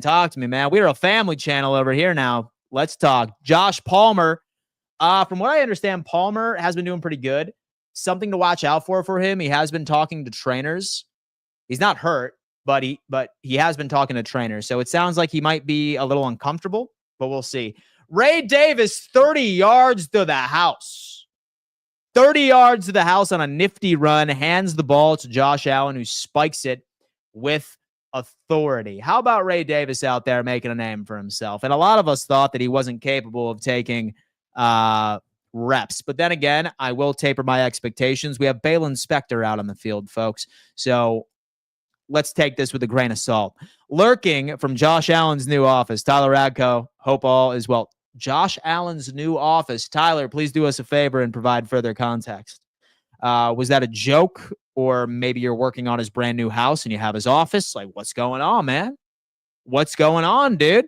Love it. Thank you so much, Dan. Love the shout out. No problem at all, man. Hey, look, as long as we are making sure that we are influencing the youth to become the next generation of Bills fans, I am thrilled and I'm always happy to assist. It was my birthday yesterday, and my brother gifted me tickets for week 14 against the Bengals. Super excited. Dude, shout out to your brother, man. That's a great game. That's going to be a great game. It's going to be exceptionally high scoring, too, if I were to thought about that. At New Era, LOL. My boy Tyler Radko works at New Era. So I'm assuming you're working at New Era and you are in Josh Allen's office. Shout out to my boy Tyler. New Era in the building, Tyler. Listen, look, if New Era is maybe trying to do a little advertising on the socials, shoot me an email, man. Shoot me an email. Just saying. Don't do it, Gavia. Become a Chiefs fan. It's much better. Don't you dare do that, Pepe. Will the Garage Beer Hotline be open this stream? So, unfortunately, I'm not going to be able to open the Garage Beer Hotline because once practice is over, folks, I need to load a moving truck by myself. All right. Less than ideal. I know. So I am going to be a working man, brother, for the rest of the day. So I'm going to be unable to hop back on stream. And once I hear that practice is done, I need to lock in. Because I need to be out of this place by tomorrow morning at 8 a.m. So I have to do some life things after this stream, but I had to come live and tell you guys what was happening at practice. I will be back hopefully, by Saturday evening, like when my house is at least somewhat good. But have no fear, guys. I will still be on TikTok and Instagram with some short videos. So say, for example, that y'all are still somewhat looking for updates for the Buffalo Bills and across the league. I highly recommend you go follow me over on TikTok or Instagram. Let me go ahead and give you a little sneak peek at what this looks like. And by the way, if y'all are ever curious, y'all can also end up finding me on Instagram as well at the exact same username, Real Dan Mitchell. This is where you can find me for all of your Bills / league-wide news. I post like 7 or 8 times a day over here. So TikTok right here, and then Instagram. I'm going to give you my Instagram right here. Yeah, right here on Instagram too, in case you guys are interested in locking in and tapping in with your boy Dan Mitchell on some other social platforms. Moving again, broski? Yeah, man. Dude, you know, man. Listen, that is a joke / a meme around here. Pepe, no way, Jose. This is Bill's home forever. P.S. She may be a Swiftie, but she doesn't like Kelsey, so we are all good. I love that. Have I missed any news? So far in practice, we have seen a Keon Coleman touchdown, an Ed Oliver would-be sack, and Dawson Knox is back on the field as a full participant, so that is encouraging. Spencer Brown is working with trainers and conditioning for the first time all training camp. Again, some more encouraging news. And then Ray Davis ended up taking it to the house for a 20-yard touchdown. But again, they are going up against one of the worst first teams I think ever assembled, but still good news to say the least. What year do you think was our best shot for the Super Bowl this year? It's always the next year is the best one. Good luck and don't stress the move as much. Oh, no. I'm good, man. I'm just going to grab myself some coffee. I'm going to stay hydrated. It's like 98 degrees outside, but it don't matter. Look, I'm good. All love to you and your family. Guys, 585 of you in here right now, 331 of you rocking with me. I am consolidating each and every single piece of information that is coming across my screen. So say, for example, that you are indeed enjoying this. All I ask is that you just hit that thumbs up sign. It takes less than a second, helps out the channel tremendously. Lock in. Likewise, right over there. Guys, I need to use the restroom real quick while I'm gone. It's been a while since we've done a roll call. Do not be shy. I am talking to the lurkers in here, people that are just listening and are not contributing to the live chat. Please let me know where you're tuning in from. All right? Like, what corner of the country are you residing? What corner of the globe are you residing? Let me know. I'll be right back with the water, and I got to take a tinkle. Okay?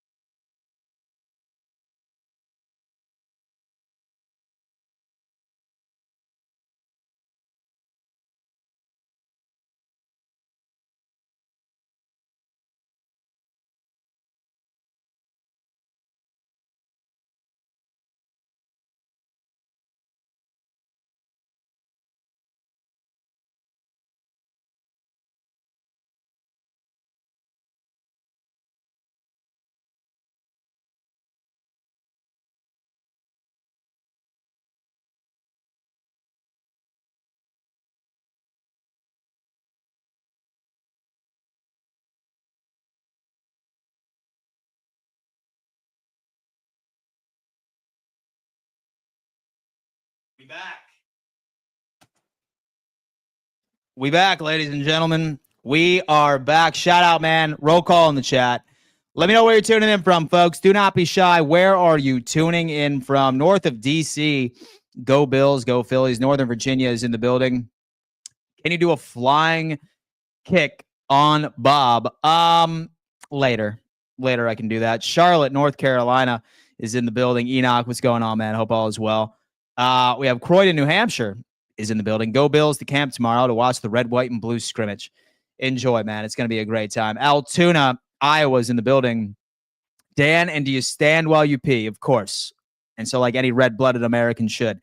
Marv turning 100 this weekend. Tune into the Hall of Fame ceremonies from Canton, Ohio. Should be special. I am looking forward to it. You have no idea. We have Allenton, Pennsylvania, Northern Virginia, Greenville, Mississippi in the building. Mississippi, man. Look at that. Are you an Ole Miss guy or are you a Mississippi State fan? All right, guys. It's gotten quiet right in practice. Give me some updates. Last thing that we've heard was the Ray Davis 30 yards to the house touchdown. And that is it. And you actually said my name correctly. Look at that, man. Look at that, dude. I am Canadian. I sit to pee.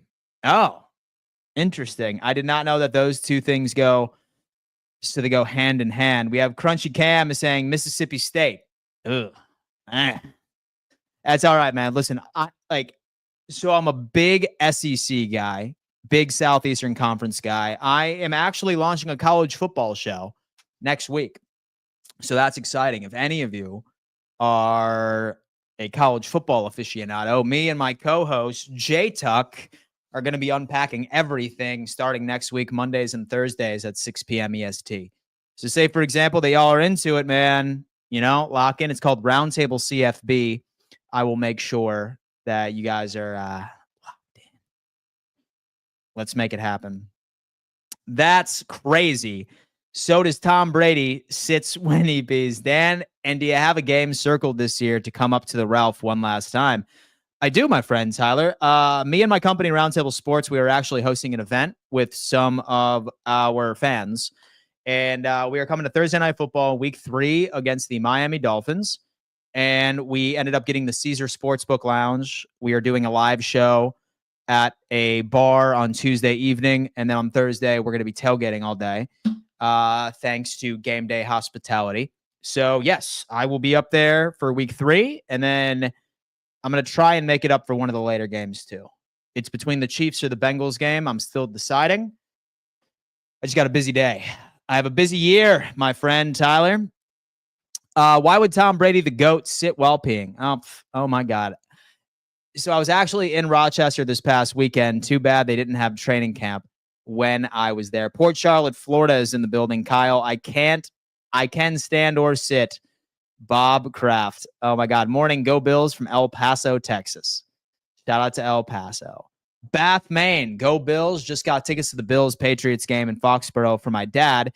Check off the old bucket list. I love to hear that, man. Like, nothing is a better gift than tickets to go watch the Buffalo Bills play a little football. Am I right? Am I right? I don't know. All right, so we have second period of 11 on 11s. Hamlin's still with the ones. Andreessen now in at linebacker for Spectre. Benford back out there and Rapp. Per report, Alex Brasky there shifting up the ones. Let's see how the offense does against this lineup. I'm good friends with Caden Proctor's dad. Hope he gets drafted by Buffalo. He is the best offensive lineman in all of college football, bar none, 0 questions asked.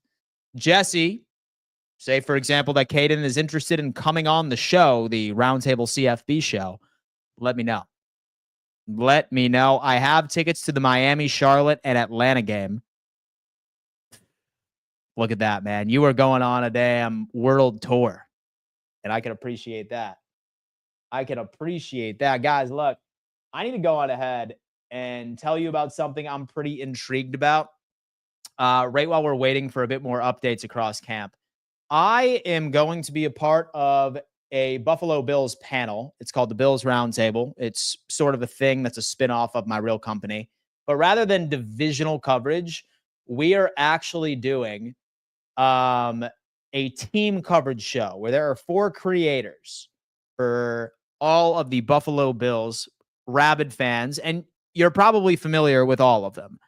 I am going to be on a show with Z-Bot from Buffalo Fanatics, Kevin Masari, who is very intellectual Bills fan, and then also my good friend Jake, who is also known as Bills Bunker.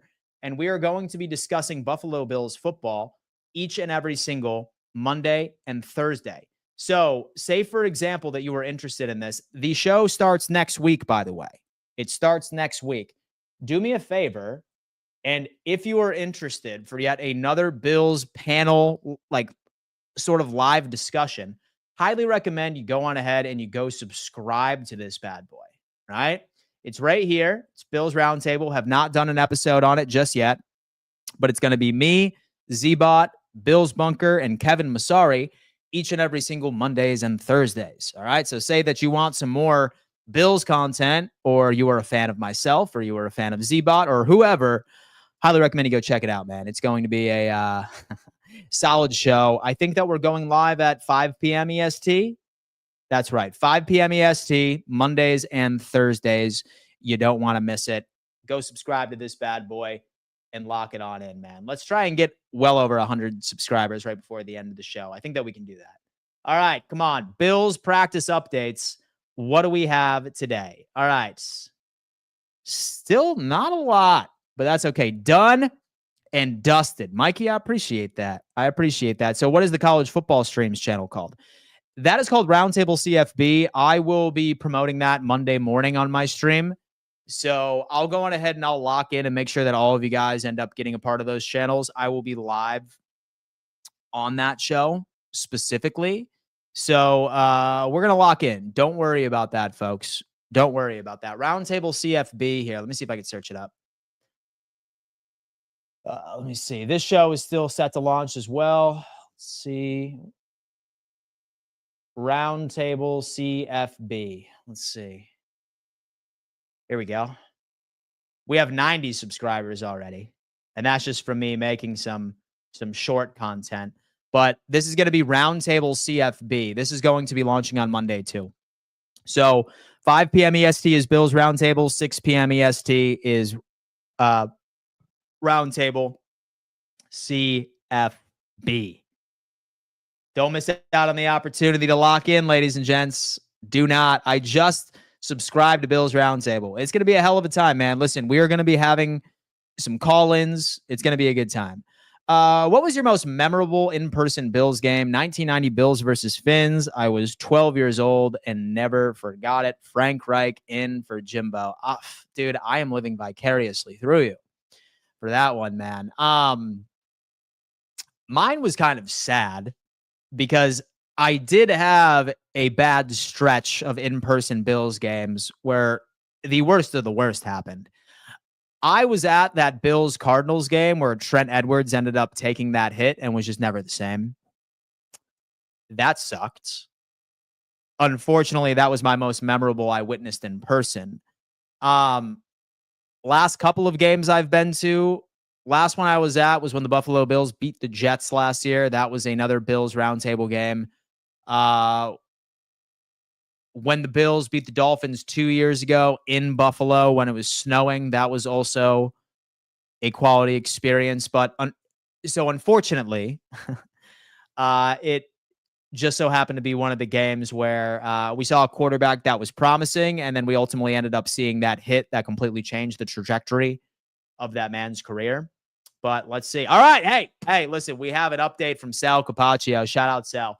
11 on 11 red zone. Allen might have thought he had Ty Johnson in the flat, but Joe Andreessen was flying there. Allen saw that and had to move off of him to Kincaid. Timing was off for incompletion. Andreessen forced it, even though he wasn't involved near the ball.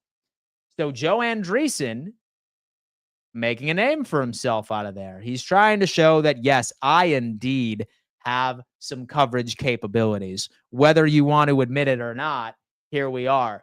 Andreessen and Balin Spector are both getting reps at middle linebacker with the starters with Terrell Bernard out. Good battle going there. It's Andreessen or Balin Spector who wins. Spoiler alert, it's going to be Joe Andreessen because Spector is an absolute liability out there. I can tell you that. So I grew up in Niagara Falls, New York, but now live in Olathe, Kansas, and a lifelong Bills fan. Hoping this is the year. Go Bills. Sandy, we are all hoping the same. We are all hoping the same.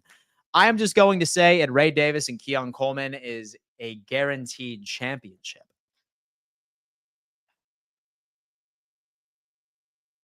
And so I like what you're picking down, dude. And so I like what you're putting down right. I need that sort of positivity in my life. Atlanta is in the building. What's up? It's Cameo. Hope all is well. Buffalo Joe in the building. All right, folks, listen. So 11 on 11s are good. Joe Andreessen out there making some plays. Sanders had a nice pass rush blowing by Osiris. Guys, if some of you are looking for an update on TJ Sanders, sounds like he just beat our boy Osiris Torrance. That's ideal. Josh Allen to Keon Coleman. Oh, my God. Let's watch. It's individual drills, video per Sal Capaccio. Thank you so much, Andreessen. All right, guys. Look, we're getting some updates rolling on in. Give me what I need to see from this practice. What's with all the hates for Damar Hamlin? He's clearly our second best safety. It's weird, Rich. I have had a hard time really pinpointing it. It's just a name. It's just a name. I think people are still mad at him about the fake punt, although that wasn't his issue. He's not a top 10 safety. He's not a top 15 safety, but he's a serviceable safety, and he won the job fair and square last year. I don't think he was much of a liability out there. He made plays when he needed to. He's better in coverage than people want to give him credit for. So would I rather somebody else instead of him? Sure. But I mean, right now it's kind of hard for me to say that Cole Bishop is better than him. It's kind of true. Is Cole Bishop better than Damar Hamlin? I don't think so. And that's not what the team thinks, obviously. Is Hancock better than him? I don't think so. Is Derek Forrest better than him? I don't think so. So it's I don't know. That's kind of my thing. Is there any Landon Jackson updates? It's been so quiet. Nothing at all. But then again, look. So Landon Jackson, guys, he was a third-round pick who had 3 ACL tears his entire career in high school and in college. So he's also a guy that still needs a significant development period in pass rush moves. He's not there from an NFL perspective. So it's going to take some time. It's going to take some time, I think, right before we start seeing some crazy production from the young man. Say that he can make a couple of splash plays for us this year, that I think it's going to be worth it. It's going to be worth the draft pick. But so I feel like when you look at prospects, so I feel like a lot of us can be hyper fixated on size profiles rather than actual skill set. Skill set, luckily, can be developed by good coaching. But Landon Jackson is going to need to be coached up a tad. Quality run blocker. Quality run blocker. That's something that he's already ready to implement right into the NFL already. Quality run blocker. But as far as a pass rusher, it's going to take some time before we can start taking him seriously. You know what I mean?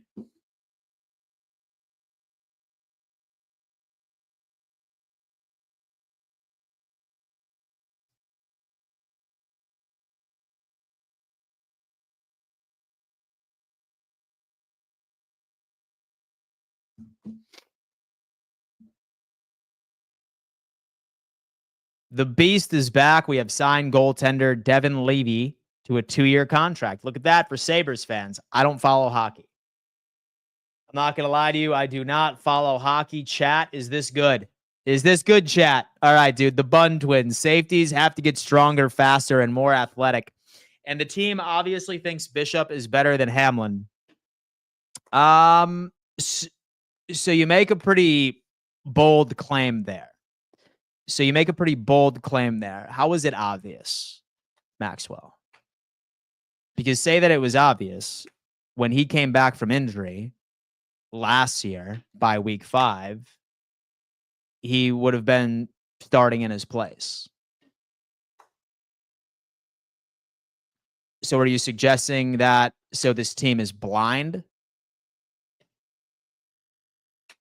and that they're not seeing Cole Bishop struggle right in training camp already this year? He's hurt now. And look, I am optimistic, very optimistic with Cole Bishop. But, I mean, he's been struggling. I don't think that it's obvious. I do not believe it's obvious at all. Maybe outside of the subjective and variety. The Bun Twins' athletic or big runner Lime Derrick Henry is up. Cut of this. Whoa. I only watched the Sabres when the Bills sucked. Now they suck and the Bills are good. Derrick Henry Barkley is a problem for that weak mid spot. I agree. Cole has been a disappointment. I mean, he really has. So there's really no way to shake it up. Like whether or not that you want to blame injuries or whether or not that you want to blame something, I don't know. No, he nor Elijah Moore are participating in team drills. Wow. Okay. So Elijah Moore and Josh Palmer are not participating in team drills. Interesting. Josh Palmer and Elijah Moore not participating in team drills. We saw them in pads earlier, both of them, but it sounds like that they're just trying to slow walk their contribution. I only watched the Sabres back when they sucked. Cole has been a disappointment. And so do you think our defense got a better rotation flow this year? I sincerely hope so. What happened with Joshua Palmer? So he was fully padded earlier this morning, but they saw videos of him talking to training staff. So it sounds like at the very least he's uncomfortable with something. And maybe Buffalo is just trying to be cautious. I don't blame them. But we will see. We still have T-Rap, right? We do still have Taylor Rapp, indeed. And he's been playing very well, actually. Does anyone know the plans for what will replace the existing stadium? Having seen the Bills versus Cowboys at AT&T on Thanksgiving, a hotel/casino would be perfect there, in my opinion. I have not heard a thing. I would love a hotel casino over there, if possible. Say that anybody has heard any news or tidbits of what potentially could be going in place of Highmark Stadium. Like, let me know. And so a super cool town center would be cool, right? Sort of similar to what like Waker just ended up saying. So a cool place with like bars, restaurants, like apartments or something like that. Like, yeah, I don't know. And so a cool little town center, you know what I mean? Who else has a really good area right outside of their stadium is the New England Patriots. They have a really cool area right outside in Foxborough. I would love something like that too, but here we are. In my opinion, other teams really don't fear Hamlin like the caliber of a Poyer and or a Hyde. So I think that we were spoiled with Poyer and Hyde, right? Like that was just an anomaly. Having two elite safeties like that is not something that a lot of NFL teams have the luxury of having. But based off of how the NFL is transitioning right now, like us having elite safety play is not going to move the needle for us one way or the other. What's going to move the needle for us is a defensive line that can actually get to the quarterback. Because once you have a defensive line that can do that, that solves the majority of your issues. And we have plenty of insurance policies. Like, both of our linebackers exceed in coverage. We have Benford, who was second to PS2 in preventing separation, DVOA. You have Trey White's looking pretty damn good. You have Taron Johnson, who's by far one of the most underappreciated slot corners in the NFL. So safety for me continues to be a non-issue to me. I don't know. I believe it will be a hotel and restaurants and bars. Good. Talk to me about that.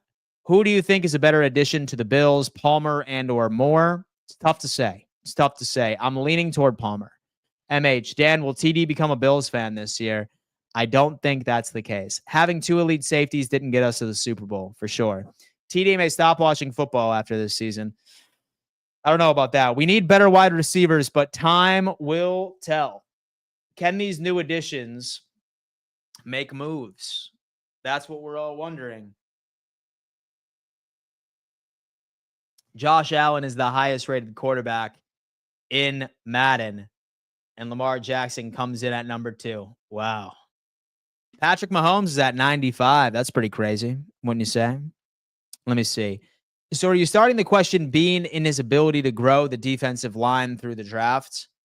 It's definitely not his strong suit, right? So I'd say that he's definitely hit on a couple of diamonds in the rough when it comes into our linebackers specifically and our corners and secondary for the most part. Like, he's made some pretty good moves. He doesn't really succeed much when it comes into the defensive line. So I'd probably say that's my biggest gripe with him. It's not first rounders. Like, some people I saw in the comment section when Maxwell Hairston went down, they're like, oh, well, there you go with Brandon Bean again with his first rounders. Like, Max Hairston had zero history of having any sort of lower leg history whatsoever. So I'm not going to blame him for that. But I feel like it's a fair critique with him being able to identify actual day one contributors on the defensive line. Like, so we haven't had a crazy pass rush in a very long time. Are we sweeping the Pats and Diggs this year? Say that we split with any team in the AFC East, it's going to be the Patriots. So the Dolphins, I have us sweeping the Jets, but say that there's any team in the AFC East that I could potentially see them stealing a game from us, it would be the Patriots, but I still remain pretty optimistic we're going to get it done. Stop sleeping on Tre'Davious White, folks. Stop sleeping on Tre'Davious White. Trey locks up Keon on a fade. All Keon runs is fades, folks. All my boy runs is fades. For the love of God, he's the fade god. We got to stop it. Trey locks up Keon on a fade and end zone route. Ball well overthrown. Trey gets called for a PI. Spends a good few seconds arguing with the ref about the pass being catchable. Benford has to corral him for the next rep, but Trey was smiling the whole time. I thought it was correct also. So Trey locking up yet again another starting wide receiver on this team. Keon Coleman locked up, dude. Listen, whether you like it or not, Tre'Davious White is going to be starting CB2 this year. Let's lock in. But what about Boogie Basham? Hey, man. Yo, where is Boogie Basham these days? Yo, we know where Boogie Basham is these days. Now I'm curious.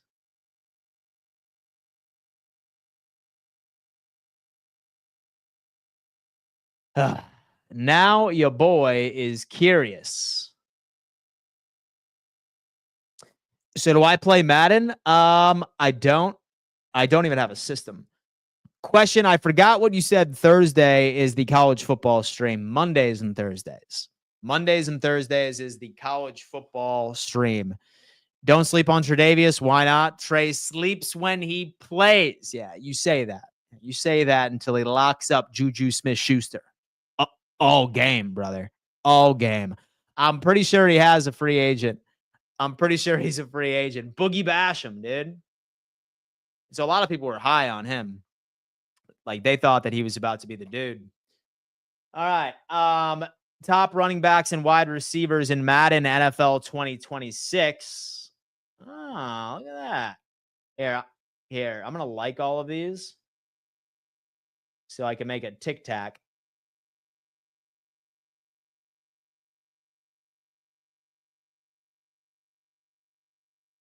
That's what I'm talking about.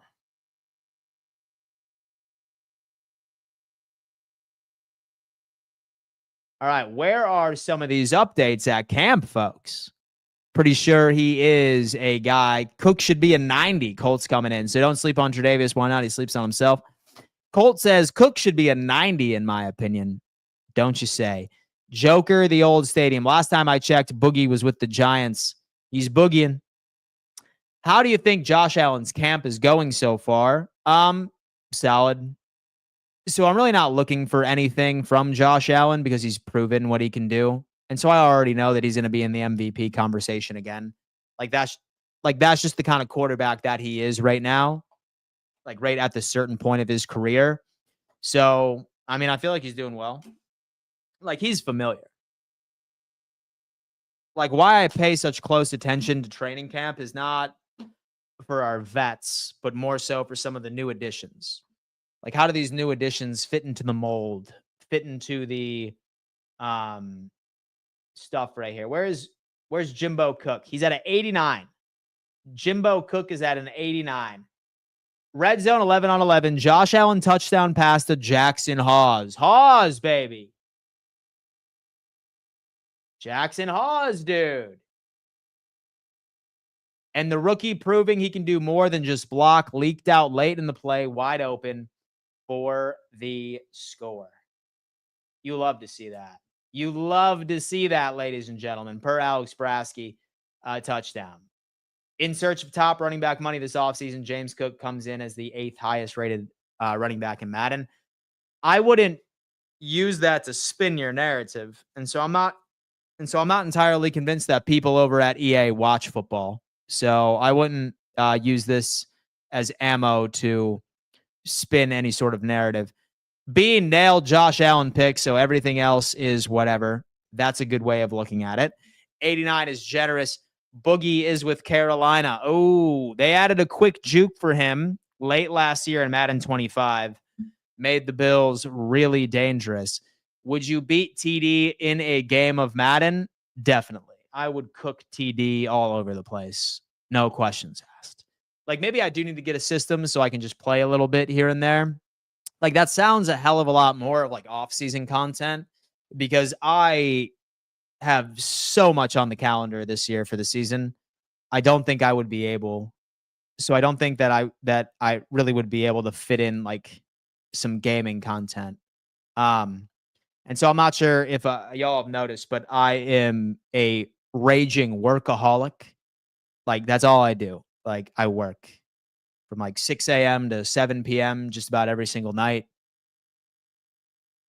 And when I do have free time, it's typically spent with me like lifting weights. And that's from like 4:30 to 6. So yeah, dude. So I really don't have a lot of time for fun, especially during the football season. But this is fun, man. Talking ball, I enjoy it. I can't complain. I refuse to complain. Anyway, Bills beat.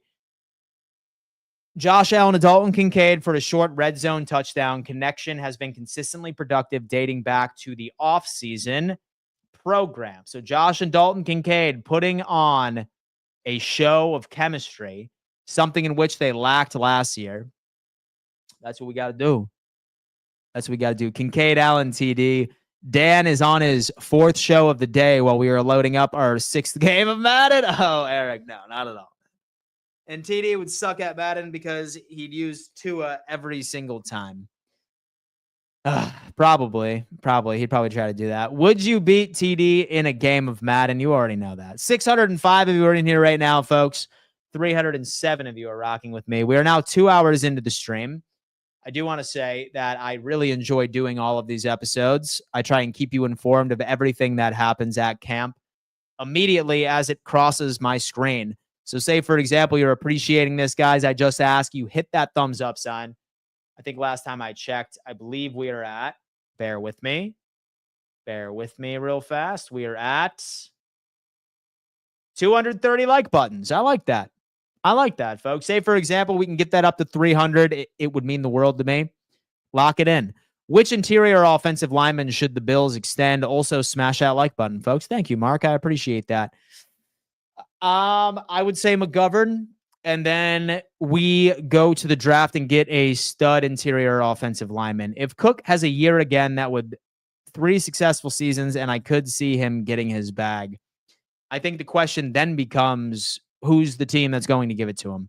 I just gave a thumbs up. Thank you so much. Dan, will you try to make it to a game in the new stadium in 2026? I will be there, indeed. We need an AFC East roundtable Madden live stream. We did that a couple of years ago where like we did a league and we ended up filming us playing each other. It's funny because I did beat Richie, which is really funny. I did beat Richie, which is hysterical. But that's basically okay. We have Josh Allen to Dalton Kincaid for a short red zone TD. Connection has been there. Okay, Eric has come in. Do you think traditional play action passing is being phased out with read option replacing it? Lots of young quarterbacks have barely been under center.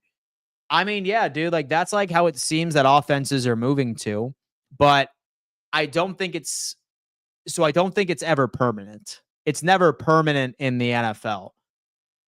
Not only that, like we're seeing a heavier focus into the run game now, especially compared to 2020 or 2019 when it was very largely, stretching the field. So with the downfield passing attack, we thought that running backs were completely dead and that was the new NFL. But lo and behold, we ultimately ended up seeing that. So I feel like for now, it's definitely trending right into that read option until defenses start making adjustments from the particular personnel that they put into place or schematically when perhaps they get back to play action. I don't know. The NFL is a very intriguing league. Dan, will you be live streaming the Lions and the Chargers? Steven, I am moving directly after this stream. I need to pack up a moving truck by myself, all right, for the next 5 or 6 hours, lugging boxes. Like maybe I'll go on ahead and I'll see if I can get a neighbor to help me out with some of the heavier furniture. But for the most part, I am going to be in the moving zone for the next 36 hours. So between packing up my stuff, loading up the truck, driving to the house, unpacking. So I'm going to try and be live Saturday evening. I'm going to try to be, but if not, definitely Sunday for practice. I will keep you updated and say, for example, you'll miss me. I just highly recommend you go on ahead and you go follow me over on TikTok or you follow me over on Instagram. That is typically where I put all of my short form videos. I always put bare minimum 4 videos a day on those platforms. Dan, are you going to be streaming the Lions versus Chargers? I will not.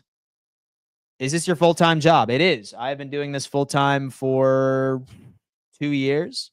So before this, I was a director of sales for a technology company, which is funny, right? And then eventually I was just blessed enough to where I was making enough money to make this a career. So cool stuff, man. Living the dream. And it's all thanks to you. Thank you so much. It's all because you hit that like button and you tune in to me and you find me entertaining. So yes, most definitely. This is my full-time gig. Stay hydrated always, man. Listen, I down electrolytes and not Gatorade either, because that is a false health food. Actually get some stuff. Dan, I am about to play Madden. Who should I play against team-wise? Dude, start strategizing against those Baltimore Ravens, man. Like, dude, like you should just be playing the Baltimore Ravens for the foreseeable future because we got to see. We have Tyler Bass update. We'll pull up and help you, Dan. Thank you, man. Roll up, man. Roll up. Help me out, dude. Help me out. Move some furniture, dude. Yeah, move some furniture. I don't know. And so I'll buy you a case of garage beer or something. How about that? So I'll buy you a case of garage beer or something. All right, I got you. I played them yesterday too. Yeah, dude, listen, man. Lock up them Ravens. Yeah, we need to go on ahead. We need to figure out some things, how we can beat this team. All right, guys, last update was Josh Allen and Kincaid for a short red zone touchdown. Connection has been consistently productive dating back to the offseason program. All righty. I got you. I played them yesterday. Thank you. Ha, ha, ha. Look at that, man. Look at that. We have 589 of you in here. 276 of you are on YouTube. Hit that like button for me. Let's lock in. How concerned are you about the latest Curtis Samuel injury keeping him out of practice? It's nothing too significant. So it's not a turf toe, which is ideal. Like that's what plagued him last year. And that recovery is brutal. From what I understand, it's only a hammy. So it's common like during this time of the year. So as long as they're whatever, we'll see that. I swear to God, I deleted the second one I typed. Don't wear a Bills shirt while moving, Dan. You might pull a hammy. Funny, very funny. I deleted that. We have Austin has come in saying the best money spent is hiring movers. They make it so easy. So I have movers coming, but not until 6. I'm just very impatient and I like to get stuff done. So I do have movers, which is ideal. Yeah. So I do have movers, but I'm just getting a head start because I got a lot of shit. Surprisingly enough, like my entire living room is just filled with boxes. I just waited for this room because I guess I needed to make sure y'all had some sort of a background. But I am excited for you guys to see the new setup for the season. Question, is this the last day of training camp? It is not. Friday tomorrow we have the scrimmage, the return of the red and blue. All of us should be excited here. Wild like Spectre sucks. Yes, he does, Richard. Yes, he does. Yes, he does. Man, shout out to all my boys in here rocking with me. 280 of you in the chat. Let's lock in. Dan and the Bills are moving into a new home. It's poetry at this point. Look at that. Damn, man. 10:22 Central in the morning, and you guys have been rocking with me all morning long. How's the doggo doing, Dan? He's doing good, man. He's doing good. He's chilling. He's chilling out there in his bed. You know, he's still blind. He's doing his thing. I'm just playing NCAA 26 until Madden goes on sale, which will be pretty quickly. I'm predicting I want EA to lose their license for making NFL games. Wouldn't that be ideal? Where to and why? So we just need some space, some more space. I live in a condo right now. It's nice. It's cool. It's like a really good location, but we just found a house. So quality place. I'm pulling up, Uncle Danny. I got you. Joey, man, lock in, bro. Lock in. We got a lot of furniture to move downstairs. What helmet is Josh running out with tomorrow? What would be funny? Should be the rivalries one. So the rivalries one would be sick. What part of Florida are you moving to now? I'm still living in Destin, but we just got a house. So it's like a 20-minute drive from here, but I still need to put all my shit into a truck. Same exact part of town. So is the scrimmage at Fisher? It is actually at the stadium. Actually at the stadium, boys. Let's lock in with this Bills beat. Love me some Ray Davis of the year. Ray Davis 2026. Josh Allen and Dalton Kincaid for a short red zone touchdown. Sounds like practice is starting to wind down a little bit, folks. That does make sense, especially since these streams are normally around 2 hours. I just got a 47-yard cook run. Let's go. Good. Cook them. I hate to say it, but I think a week 1 loss against the Ravens might help us more than hurt us.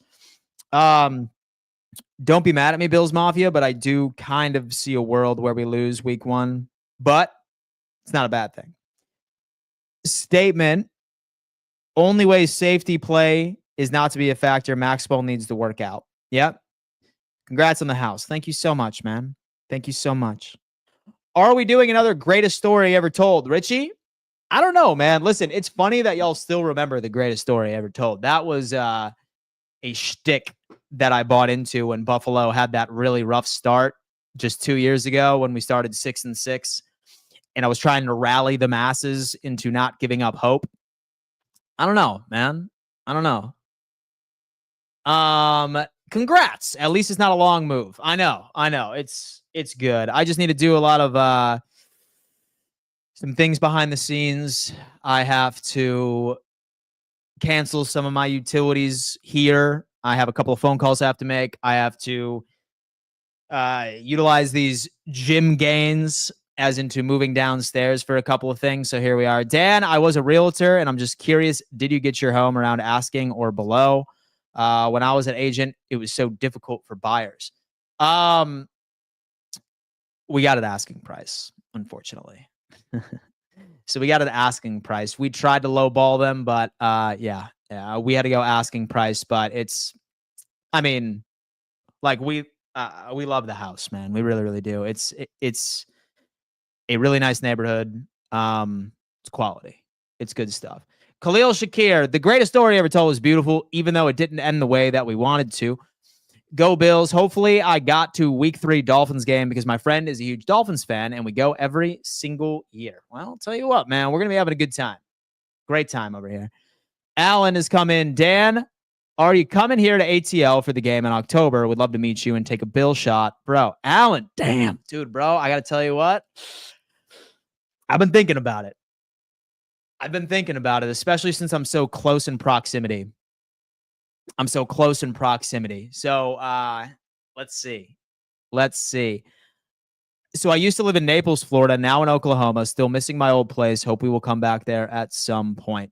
Naples is beautiful. I can definitely empathize with that. Yo, Dan, call that lawyer you're always plugging and tell him to get over here and help me move. Dylan, I remember when we were 6-6 and you talked about the greatest story ever told into existence. Oh my God, it's funny. Hey, and so the greatest story ever told worked until Bass missed that kick. It certainly did, right? Like we were really trying to manifest victory. That kind of seems what it's like. Dan, do I get a blue or white jersey signed by Jim Kelly? White. A white jersey, man. That's what you got. Facts, bro. I was just in Destin for my birthday last week. Should have hit me up, bro. Should have hit me up, man. That's what game I'll be going to. Go Bills. It's Cameo. Same, bro. Come to the Atlanta game. Dude, I'm trying to, man. It's like a 4 or 5 hour drive. Is that right, Alan? And Cameo, like that's like a 4 or 5 hour drive for me. I'm thinking about it. I really, really am. It's Monday night, but I think it might be worth the drive. Yeah, it might be worth the drive, man. Even had Bass made the kick, there was too much time on the clock for Mahomes, and the defense couldn't stop a wet dream. I love that analogy, Mike. That now is actually my favorite analogy I have heard thus far. Will we be getting shirtless Dan back during the live play-by-play reactions? Maybe, man. Like, so I do get a little crazy during my live play-by-play reactions. So I'm very superstitious, and somehow I convinced myself that if Buffalo was struggling at any point, when I took my shirt off, we turned it around and ended up winning. We had a crazy win-loss record with that. And obviously, I don't really think it played any role whatsoever, but it did give me that comfort internally, thinking that I was providing some sort of help for the organization. I don't know, man. Maybe I might leave shirtless Dan in 2024 and come up with a new shtick in 2025. I can't ever get stale. You know what I'm saying? I can't get stale around here. I have to keep it interesting. And I can't repeat the same tired old joke. So maybe I'll figure something else out this year. I got my dad tickets to the Bills-Pats game on the club level for his 40th, and we usually go to 5 games a year since I was born, basically. But he had to treat him this year. Dude, shout out to Nate for being an incredible son. Look at that, man. That's awesome, Nate. Club level is insane. John, Destin is beautiful. Have family there. I'm probably visiting soon, right near the Commons. Fun fact, I actually am in a condo very close to the Commons, as a matter of fact. It's like a 5-10 minute drive away from me. Really, really cool, man. Really, really cool. I am shipping down the street about 20 minutes, but I'm familiar. I mean, guys, listen, if any of you guys are ever in Destin hanging out, shoot me a DM. Shoot me a DM. Let me know where you're at, and we can link up. Just grab a bite to eat. Or say that's during football season. We can go watch some college ball or something like that somewhere. You think these rival jerseys will be this? You think these rival jerseys will be for sale immediately upon release? I hope they're smart and release it to the masses. I'm sure they will, man. Like, this is a business. Like, really, at the end of the day, like, those things are probably going to be on sale minutes after they're announced. Keep burping. Noob has come in. Finally got some cooler weather here in Buffalo. The boys on the field are probably loving it. So wife was working, but I once drove solo 6 hours from Wilmington, North Carolina to Jacksonville, Florida to attend our first playoff game in years. Best spontaneous trip ever. Mafia is family. Ah, man. Dude, Woker, I had no idea you were in Wilmington. That is awesome. I spent a large part of my life in Myrtle Beach, South Carolina. I love Wilmington, North Carolina. It's a beautiful place. I hope that it wasn't the game where we lost 9-6 because my father and I did that. I bought my father tickets for his birthday to that game, and we drove down together. I think that had to be 3 years ago now, where we drove down there and watched the Buffalo Bills lose 9-6 in one of the worst games I think I've ever witnessed in my entire life. Maybe Bob is the one who needs a new shtick for good luck. Maybe we have him slap you around this year and see how this season plays out. Man, you know what? And so I feel like a lot of you are like low-key rooting for Bob, you know, and not so much me. Guys, I can only imagine right now that practice could very well be wrapped up. We are now 20 minutes ago from actually seeing an update at practice. I'm going to give it another 5 minutes and see if there's any other updates. Otherwise, I'm more than likely going to hop off and start this packing situation for me. And again, I will be live, hopefully Sunday. Hopefully Sunday I will be live again. I just got to get this housing situation like wrapped up. And then Monday, back to the regularly scheduled programming. You know, live twice a day, Monday through Friday at 9 a.m. EST. I think I'm going to start doing 4 p.m. EST for my second stream because I have all these shows starting next week. So subscribe and turn on bell notifications and go subscribe to that Bills Roundtable show with me and Z-Bot and Bill's Bunker and my boy Kevin Masari. And go subscribe to Roundtable CFB. Holy hell, man. You guys can find me anywhere. All right? I promise you, if you look hard enough on the socials, you will see some football content from Dan Mitchell. Yeah, Wilmington is beautiful.